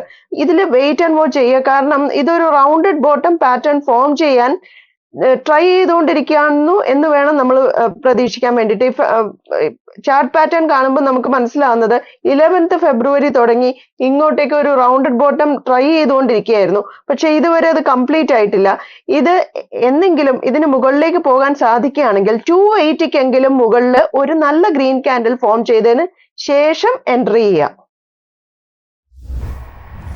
ഓക്കെ, മറ്റൊരു സ്റ്റോക്ക് ആസാദ് എഞ്ചിനീയറിംഗ് ആണ്. ഇന്നൊരു 0.5% സ്റ്റോക്ക് നേട്ടം രേഖപ്പെടുത്തുന്നുണ്ട്. ക്വാർട്ടർലി നമ്പേഴ്സിലേക്ക് വരുന്ന സമയത്ത് നെറ്റ് പ്രോഫിറ്റിലടക്കം ഒരു മുന്നേറ്റം ഉണ്ടായിരുന്നു. 69% ഒരു നേട്ടം കാഴ്ചവെച്ചിട്ടുണ്ട് ഫോർത്ത് ക്വാർട്ടറിൽ. എബിറ്റയിലും 45% ഒരു മുന്നേറ്റം നമുക്ക് കാണാൻ സാധിക്കുന്നുണ്ട്. പക്ഷേ ആസാദ് എഞ്ചിനീയറിംഗിനെ സംബന്ധിച്ചിടത്തോളം ഇപ്പോൾ നോക്കുന്ന സമയത്ത് ഈ ഒരു സ്റ്റോക്ക് കൃത്യം 1 വർഷത്തിന് മുൻപ് ജൂണിലാണ് 2080 രൂപ എന്നുള്ളൊരു 52 വീക്ക് ഹൈ രേഖപ്പെടുത്തിയിട്ടുണ്ടായിരുന്നത്. അവിടെ നിന്ന് ഇങ്ങോട്ട് നോക്കുന്ന സമയത്ത് ഇപ്പോൾ ഒരു 1080 രൂപ ആ റേഞ്ചിലാണ് പെർഫോം ചെയ്യുന്നത്. ഈ കാലയളവുകളിലൊന്നും തന്നെ കാര്യമായിട്ടുള്ള ഒരു മൂവ്മെന്റ് ഈ സ്റ്റോക്കിൽ കണ്ടിട്ടില്ല. ഈ സ്റ്റോക്കിനെ എങ്ങനെയാണ് ഇനിയിപ്പോൾ വിലയിരുത്തേണ്ടത്? ഈ സ്റ്റോക്കിന് 1840 എന്നുള്ള ആ റേഞ്ച് വളരെ ഇമ്പോർട്ടന്റ് ആണ്. കാരണം കഴിഞ്ഞ പല പ്രാവശ്യവും, കഴിഞ്ഞ നവംബറിലും ഡിസംബറിലും അത് കഴിഞ്ഞ ജാനുവരിയിലും ഒക്കെ ആ ഒരു പോയിന്റില് 1840 എന്നുള്ള പോയിന്റില് വളരെയേറെ മൂവ്മെന്റ്സ് നടന്നിട്ടുണ്ട്. ഒന്ന് അവിടെ തട്ടി പല പ്രാവശ്യം ഈ സ്റ്റോക്ക് താഴോട്ട് വന്നിട്ടുണ്ട്.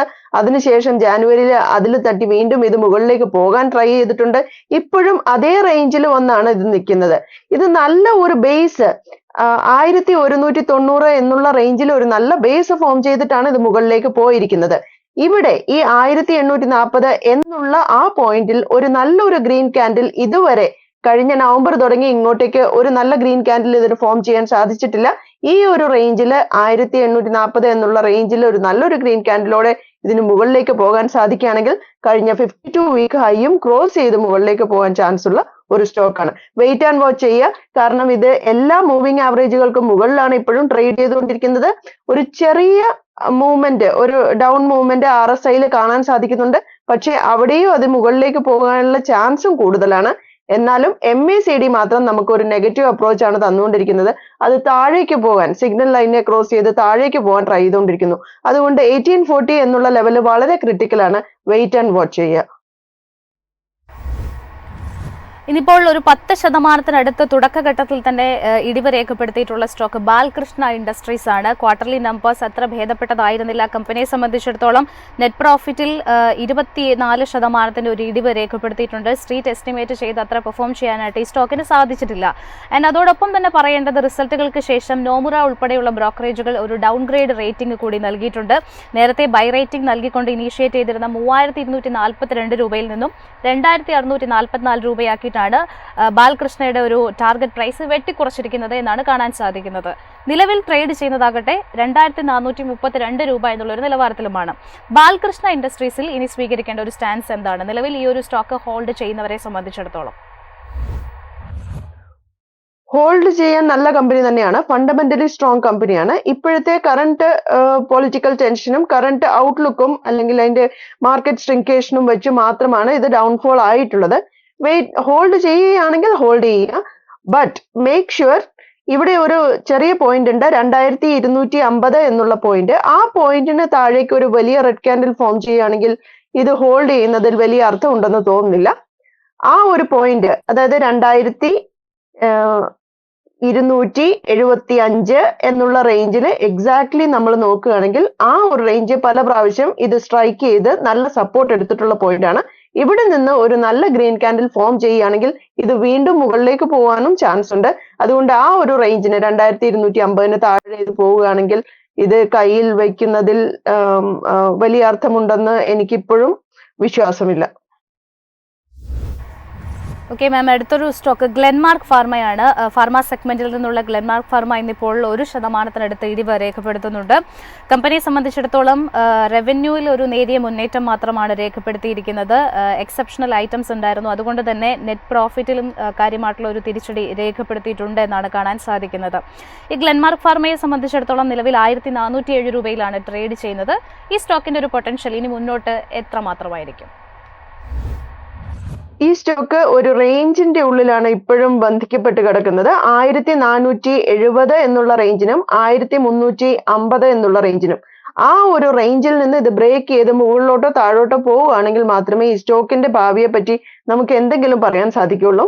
പക്ഷെ ഇപ്പം ഒരു ഗ്രീൻ ക്യാൻഡിലാണ് ഫോം ചെയ്തേക്കുന്നത്. ഇത് താഴോട്ടാണ് വരുന്നതെങ്കിൽ കൂടി ഒരു ചെറിയ ഗ്രീൻ ക്യാൻഡിലാണ് ഫോം ചെയ്തേക്കുന്നത്. അതിനർത്ഥം ബയേഴ്സ് ഈ 1350 എന്നുള്ള റേഞ്ചിൽ നല്ല ബയേഴ്സ് അവൈലബിൾ ആണ്. അവർ ബൈ ചെയ്ത് നല്ലൊരു വലിയ ഇൻവെസ്റ്റേഴ്സ് ഇതിൽ എൻറ്റർ ചെയ്യുകയാണെങ്കിൽ മാത്രം 1450 എന്നുള്ള പോയിന്റിന് മുകളിലേക്ക് ഒരു നല്ല ഗ്രീൻ ക്യാൻഡിലോട് കൂടി മൂവ് ചെയ്യുകയാണെങ്കിൽ ഇത് 1550 എന്നുള്ള റേഞ്ച് വരെ പോകാൻ ചാൻസ് ഉണ്ട്. സോ വെയിറ്റ് ആൻഡ് വാച്ച് ചെയ്യുക. ഈ ഒരു റേഞ്ചിൽ ഇത് ട്രേഡ് ചെയ്യുന്നതിൽ വലിയ അർത്ഥമില്ല. Okay, thank you so much ma'am. Thank you Josmi.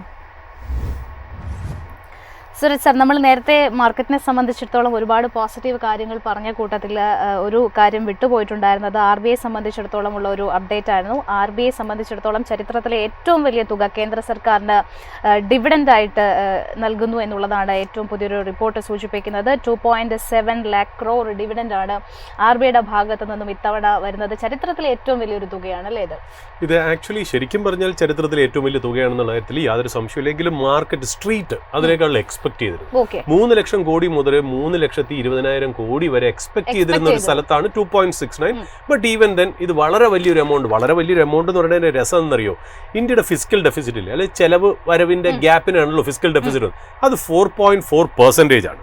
അപ്പോൾ ഈ ഒരു എമൗണ്ട് മാത്രം അതിൻ്റെ 20 ബേസിസ് പോയിന്റ്സിനെ എഫക്റ്റ് ചെയ്യും എന്നുള്ളതാണ് അതിനകത്തുള്ളൊരു ഇമ്പോർട്ടൻസ് എന്ന് പറയുന്നത്. അതുമല്ല യൂണിയൻ ബഡ്ജറ്റിലെ സെൻട്രൽ ഗവൺമെൻറ് വരവ് വെച്ചിരിക്കുന്നത് വെച്ചാൽ RBIയിൽ നിന്നുള്ള ഡിവിഡൻഡ്, അത് മാത്രമല്ല പബ്ലിക് സെക്ടർ ബാങ്കുകളിൽ നിന്ന് ഡിവിഡൻഡ്, ഇതെല്ലാം ഏതാണ്ട് അവർ കരുതി ബഡ്ജറ്റ് ചെയ്ത് വെച്ചിരിക്കുന്നത് 2.56 lakh crores ആണ്. 2.5 ലക്ഷം കോടി എന്ന് പറയാം. എന്നാൽ RBIയിൽ നിന്ന് മാത്രം തന്നെ 2.69 crore കിട്ടി എന്നുള്ളത് വളരെ ആശ്വാസമാണ്. അപ്പോൾ ഏതാണ്ട് ഗവൺമെന്റ് ഉദ്ദേശിച്ചതിനേക്കാൾ 70,000 കോടി, ബഡ്ജറ്റ് ചെയ്തതിനേക്കാൾ 70,000 കോടി കിട്ടിയത് തീർച്ചയായിട്ടും സ്പെൻഡിങ്ങിൽ ഭയങ്കരമായിട്ട് അത് ഇമ്പ്രൂവ് ചെയ്യുന്നുള്ള കാര്യത്തിൽ സംശയമില്ല. ഇതെന്താണെന്നറിയോ, അല്ല പലരും എന്നോട് ചോദിച്ചിട്ടുണ്ട് എന്തുകൊണ്ടാണ് ഈ RBI കൊടുക്കുന്നതെന്നുള്ളത്. അപ്പോൾ ഈ RBIയെ സംബന്ധിച്ച് RBIക്ക് വരവും ഉണ്ട് ചെലവും ഉണ്ട്. വരവും ചെലവും കഴിഞ്ഞ് ബാക്കിയുള്ള പൈസ ഒരു ബാക്കിയുള്ള ആവശ്യങ്ങൾക്ക് മാറ്റിവെച്ച്, അതായത് കണ്ടിൻജൻസിക്ക് വേണ്ടിയിട്ടും എംപ്ലോയിയുടെ വെൽഫെയറിനും ഒക്കെ വേണ്ടി മാറ്റിവെച്ചതിന് ശേഷം ബാക്കിയുള്ള പൈസ ഗവൺമെന്റിന് കൊടുക്കാറുണ്ട്. അതിന് നമ്മൾ കമ്പനികളിൽ ഡിവിഡൻഡ് കൊടുക്കൂലേ, അതേപോലെയാണ് കൊടുക്കണേ. എന്തുകൊണ്ട് കൊടുക്കണമെന്ന് വെച്ചാൽ പണ്ട് ഈ RBI ആക്ട് 1934 സെക്ഷൻ 47 തന്നെ അതിനെക്കുറിച്ച് പരാമർശിച്ചിട്ടുണ്ട് കൊടുക്കണം എന്നുള്ളത്. അതുമല്ല 2019 ബിമൽ ജലാൻ എന്ന് പറഞ്ഞാൽ പണ്ടൊരു RBI ഗവർണർ ആയിരുന്നു, അദ്ദേഹത്തിന്റെ ഒരു കമ്മിറ്റിയുടെ റിപ്പോർട്ടും ഒക്കെ ബേസ് ചെയ്തിട്ടാണ് കൊടുക്കുന്നതെന്നുള്ള. അപ്പോൾ ഇതിനകത്ത് RBI എങ്ങനെയൊക്കെ ഈ സർപ്ലസ് മണി കൊടുക്കുന്നത്, എങ്ങനെയൊക്കെ ഇവർക്ക് പൈസ കിട്ടണം എന്നുള്ളതാണ് ചോദ്യം. ഒന്നാമത്തെ കാര്യം, RBI ഒരുപാട് ഗവൺമെന്റ് ബോണ്ട്സ് ഹോൾഡ് ചെയ്യുന്നുണ്ട്. RBI ഒരുപാട് ഫോറിൻ അസറ്റ്സും ഹോൾഡ് ചെയ്യുന്നുണ്ട്. അപ്പൊ അതിൻ്റെയൊക്കെ ഒരു ഇൻട്രസ്റ്റ് RBIക്ക് ഈ പറയുന്ന പോലെ ഒരു വരവാണ്, മനസ്സിലായി. രണ്ടാമത് RBI ബാങ്ക്സിന് ലോൺ കൊടുക്കുന്നുണ്ട്. സാധാരണ നമ്മുടെ ബാങ്ക്സിന് ലോൺ കൊടുക്കുന്നുണ്ട്. ആ ഇൻട്രസ്റ്റിൽ നിന്നും RBI കുറച്ച് കാര്യങ്ങൾ കുറച്ച് കാശുകൾ ഉണ്ടാക്കുന്നുണ്ട്.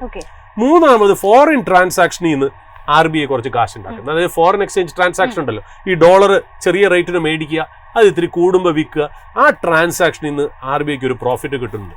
നാലാമതായിട്ടാണ് രസകരമായിട്ടുള്ള കാര്യം എന്നുള്ളത് സെയ്നിയോറേജ് എന്ന് പറഞ്ഞൊരു വാക്കുണ്ട്. സെയ്നിയോറേജ് എന്ന് വെച്ചാൽ അതിൻ്റെ അർത്ഥം എന്ന് വെച്ചാൽ RBI നോട്ട് പ്രിന്റ് ചെയ്യുന്നല്ലോ. ഒരു നോട്ട് 100 രൂപയുടെ നോട്ട് പ്രിന്റ് ചെയ്യുന്നു. ഈ 100 രൂപയുടെ നോട്ട് പ്രിന്റ് ചെയ്യാൻ RBIക്ക് വരുന്ന കോസ്റ്റ് 2 രൂപ 3 രൂപയ്ക്കാണ്. എന്നാൽ ആ 100 രൂപയ്ക്ക് 100 രൂപയുടെ വർത്ത് ഓഫ് ഗുഡ്സ് മേടിക്കാം. അത് ആക്ച്വലി പ്രോഫിറ്റ് ആയിട്ടാണ് കണക്കാക്കുന്നത്. അപ്പൊ അതും കൂടെ RBIയുടെ റവന്യൂയിലേക്ക് വരും. അതായത് RBIക്ക് ഈ സെയ്നിയോറേജിൽ നിന്ന് വരുന്ന റവന്യൂ 1, 2 എന്ന് പറയുന്നത് RBI ഫോറിൻ അസറ്റ്സും ബോൺസും ഹോൾഡ് ചെയ്യുന്ന കിട്ടുന്ന ഇൻട്രസ്റ്റ്, മൂന്നാമത് ഫോറിൻ എക്സ്ചേഞ്ച് ട്രേഡ് ചെയ്യുന്ന, അതായത് ലോവർ കോസ്റ്റിന് മേടിച്ച് ഹയർ കോസ്റ്റിന് വിൽക്കുന്ന സമയത്ത് ഉണ്ടാക്കുന്ന ആ ട്രാൻസാക്ഷൻ പ്രോഫിറ്റ്, 4 RBI ബാങ്കിന് ലോണ് കൊടുക്കും. ചില സമയത്ത് അവർക്ക് പെട്ടെന്നൊരു ലിക്വിഡിറ്റി കൺസേൺസ് ബാങ്ക്സിന് വരുമ്പോൾ RBIയുടെ നിന്ന് കുറച്ച് പൈസ എടുക്കും. അതിന്റെ ഇൻട്രസ്റ്റ് റേറ്റും ഒക്കെ കൂടിയാണ് ഈ പറയുന്ന പോലെ RBIക്ക് വരുന്ന എക്സ്പെൻസ് എന്ന് പറയുന്നത്. ഈ എക്സ്പെൻസുകളിൽ RBI എന്താ പറയുക, RBIയുടെ ചെലവൊക്കെ മാറ്റി കുറച്ച് എന്താ പറയുക റിസർവ്സ് ആയിട്ട് മാറ്റിവെച്ച് എംപ്ലോയീസിന് കൊടുക്കേണ്ട ക്ഷേമനിധികളൊക്കെ കൊടുത്തതിന് ശേഷം ബാക്കിയുള്ളതാണ് ഗവൺമെന്റിന് ഈ പറയുന്ന പോലെ സർപ്ലസ് ഡിവിഡൻഡ് ആയിട്ട് കൊടുക്കുന്നത്. അത് ഗവൺമെന്റ് ബഡ്ജറ്റ് ചെയ്തതിനേക്കാൾ ഗവൺമെന്റ് RBIക്ക് നിന്ന് കിട്ടുന്ന ഡിവിഡൻഡ് മാത്രമല്ല, പബ്ലിക് സെക്ടർ ബാങ്ക്സിൽ നിന്ന് കിട്ടുന്ന ഡിവിഡൻഡും കൂടെ ചേർത്ത് ഒരു 2.5 ലക്ഷം കോടി രൂപയൊക്കെയാണ് അവർ അക്കൗണ്ട് ചെയ്ത് വെച്ചിരുന്നത്. അതിനേക്കാളും ഏതാണ്ട് 70,000 കൂടുതൽ കിട്ടി എന്നുള്ളത് തന്നെയാണ്. RBIയുടെ മാത്രം തന്നെ കൂടുതൽ കിട്ടി എന്നുള്ളതാണ്. ഇത് കൂടുതൽ സ്പെൻഡിങ്ങിലേക്ക് വരുന്നത് എക്കണോമിക്ക് നല്ലതാണ്, GDP ഗ്രോത്തിന് നല്ലതാണ്. ഈ പറയുന്ന പോലെ സ്റ്റോക്ക് മാർക്കറ്റിന് വളരെ പോസിറ്റീവ് ആയിട്ടുള്ള ഒരു കാര്യം. എന്തായാലും നമുക്ക് സ്പോട്ട്ലൈറ്റ് സ്റ്റോക്കിന്റെ ഒരു ഡീറ്റെയിൽസിന്റെ സമയമായിട്ടുണ്ട്. സുരജ് സാർ, ഇന്ന് നമ്മൾ പ്രേക്ഷകർക്ക് ഏതെങ്കിലും സ്റ്റോക്സ് നൽകുന്നുണ്ടോ? അല്ല, തീർച്ചയായിട്ടും. ഇപ്പൊ ഞാൻ നേരത്തെ പറഞ്ഞല്ലോ, അതായത് നമ്മൾ ഈ ഹാർവാർഡ് യൂണിവേഴ്സിറ്റിയുടെ ഒക്കെ കാലമാണല്ലോ. അപ്പൊ നമ്മൾ ഈ ഇന്ന് അവതരിപ്പിക്കാൻ പോണ സ്റ്റോക്കിൽ മെസാച്യൂസെറ്റ്സ് യൂണിവേഴ്സിറ്റിക്ക് MITക്ക് അതിനകത്തൊരു സ്റ്റേക്ക് ഉണ്ടായിരുന്നു എന്നുള്ളതാണ്. സ്റ്റേക്ക് ഇപ്പോഴും ഉണ്ടോ എന്നുള്ളത് ഞാൻ പെട്ടെന്ന് ശ്രദ്ധിച്ചിട്ടില്ല, പക്ഷെ ഉണ്ടായിരുന്നു എന്നുള്ള കാര്യം എനിക്ക് ഉറപ്പാണ്. ഇത് വേറെ ഒന്നുമല്ല, നമ്മളിപ്പോഴും നമ്മൾ നേരത്തെ പറഞ്ഞ സെക്ടർ റൊട്ടേഷനിൽ പറയുന്നത് നമ്മൾ ഏതാണ്ട് ഒരു എക്സ്പാൻഷൻ മോഡിലേക്കാണ് പോകുന്നതെങ്കിൽ ഇൻഫ്രാസ്ട്രക്ചർ സ്റ്റോക്കുകളൊക്കെ നന്നായിട്ട് കയറും. അപ്പം നമ്മൾ ഈ പറയുന്ന പോലെ ഈ പിക്കാക്സ് തീം, അതായത് ഒരു സെക്ടർ ഭയങ്കരമായിട്ട് കയറുമ്പോൾ ആ സെക്ടറിന് ചുറ്റിപ്പറ്റി നടക്കുന്ന ചില ചെറിയ സെക്ടർ, അതായത് ഇപ്പം നമ്മൾ ആലോചിക്കാം, കേരളത്തിൽ തന്നെ ഹൈവേ പണി ഇപ്പോൾ നല്ല സ്ട്രോങ് ആയിട്ട് നടന്നത്. ഈ ഹൈവേ പണി ഓരോ ഭാഗങ്ങളും ഓരോ കൺസ്ട്രക്ഷൻ കമ്പനിക്കാണ് കൊടുക്കുന്നത്, അല്ലെ? നമ്മൾ ഈ കൺസ്ട്രക്ഷൻ കമ്പനികളെ, ഇൻഫ്രാസ്ട്രക്ചർ കമ്പനികളെ മാത്രമേ നമ്മൾ സ്റ്റോക്ക് എന്ന രീതിയിൽ നോക്കുന്നുള്ളൂ.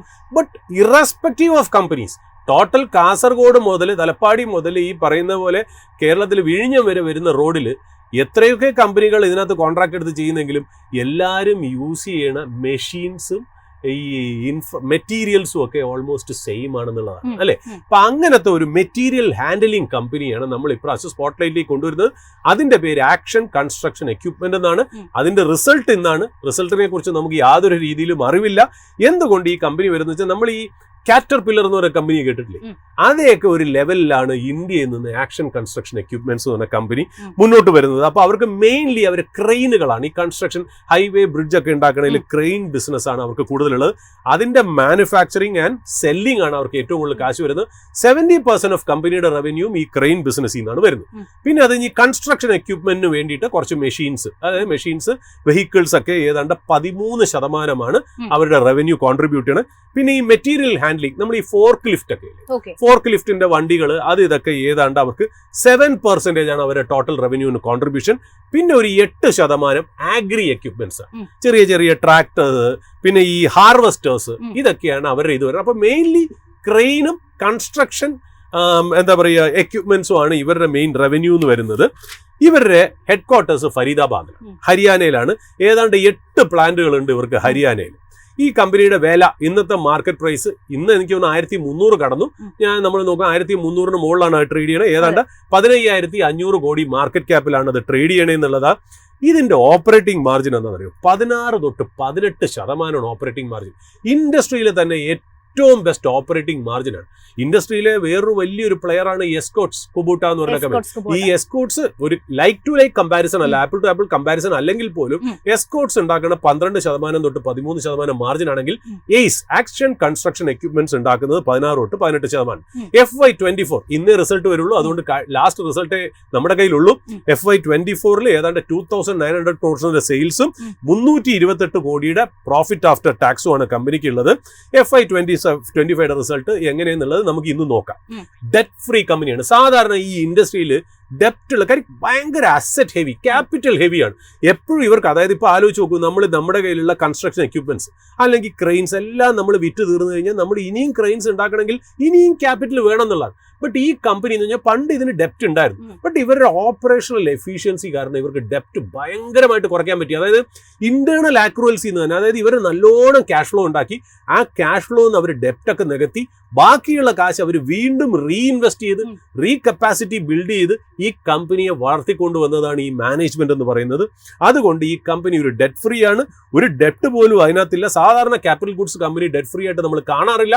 Multinational companies like siemens and ABB ഒക്കെയാണ് നമ്മൾ മുകളിൽ നിൽക്കുന്നത്. ഇത് സീമെൻസും ABBയുടെ ബിസിനസ് ഒന്നും അല്ലെങ്കിൽ പോലും ഈ പറയുന്ന പോലെ ഒരു ക്യാപിറ്റൽ ഹെവി ഇൻഡസ്ട്രിയിൽ ഡെറ്റ് ഫ്രീ കമ്പനി ഒന്ന് വളരെ ഒരു സ്കേഴ്സ് കമ്മോഡിറ്റി ആണ് അങ്ങനത്തെ ഒരു കമ്പനീസ് വന്നത്. ഇതിന്റെ cash flow from operations 450 crores, 430 crores, 450 crores ആണ് ഇതിന്റെ cash flow from operation. Free cash flow എല്ലാം കഴിഞ്ഞിട്ട് ഇവർക്ക് 27 crores ക്യാഷ് ഫ്ലോ ഉണ്ടെന്നുള്ളതാണ് ഈ കമ്പനിയുടെ. നമ്മൾ ഫ്രീ ക്യാഷ് ഫ്ലോ ഉള്ള കമ്പനികളുടെ ബെനിഫിറ്റ് നമ്മൾ ഇതിനു മുമ്പേയൊക്കെ സംസാരിച്ചിട്ടുണ്ട്. പിന്നെ ഇതിന്റെ റിട്ടേൺ റേഷ്യോസ് നമ്മൾ എപ്പോഴും പറയും, return on equity, return on capital employed ഒക്കെ ഒരു കമ്പനിയുടെ എഫിഷ്യൻസിയാണ് കാണിക്കുന്നത്. റിട്ടേൺ ഓൺ ഇക്വിറ്റി എന്ന് പറയുന്നത് ഏതാണ്ട് 30% മുകളിലാണ്. റിട്ടേൺ ഓൺ ക്യാപിറ്റൽ എംപ്ലോയ്ഡ് എന്ന് പറയുന്നത് 40% മുകളിലാണ്. അത്രത്തോളം, അതായത് ഒരു FMCG company, multinational FMCG company എങ്ങനെയാണോ അതിൻ്റെ ഫിനാൻഷ്യൽസ് കൊണ്ടുപോകുന്നത് അതുപോലെയാണ് ക്യാപിറ്റൽ ഗുഡ്സിൽ മെറ്റീരിയൽ ഹാൻഡ്ലിംഗ് എക്യുപ്മെന്റ്സ് ഉണ്ടാക്കുന്ന ഹൈ ക്യാപിറ്റൽ ഇൻഡസ്ട്രി ആയിട്ടുള്ള ഒരു സെക്ടറിൽ ഈ കമ്പനി മുന്നോട്ട് പോകണം എന്നുള്ള ഫാന്റാസ്റ്റിക് ഫണ്ടമെന്റൽസ് ആണ്. ഇപ്പോഴത്തെ റിസൾട്ട് എങ്ങനെ വരും നമുക്കറിയില്ല, കാര്യം ജാനുവരി, ഫെബ്രുവരി, മാർച്ച് എങ്ങനെയാണെന്ന് അറിയില്ല. ബട്ട് എങ്കിലും ഇതൊരു ഇയർ ടു ഇയർ നോക്കേണ്ട ഒരു ബിസിനസ്സാണ്.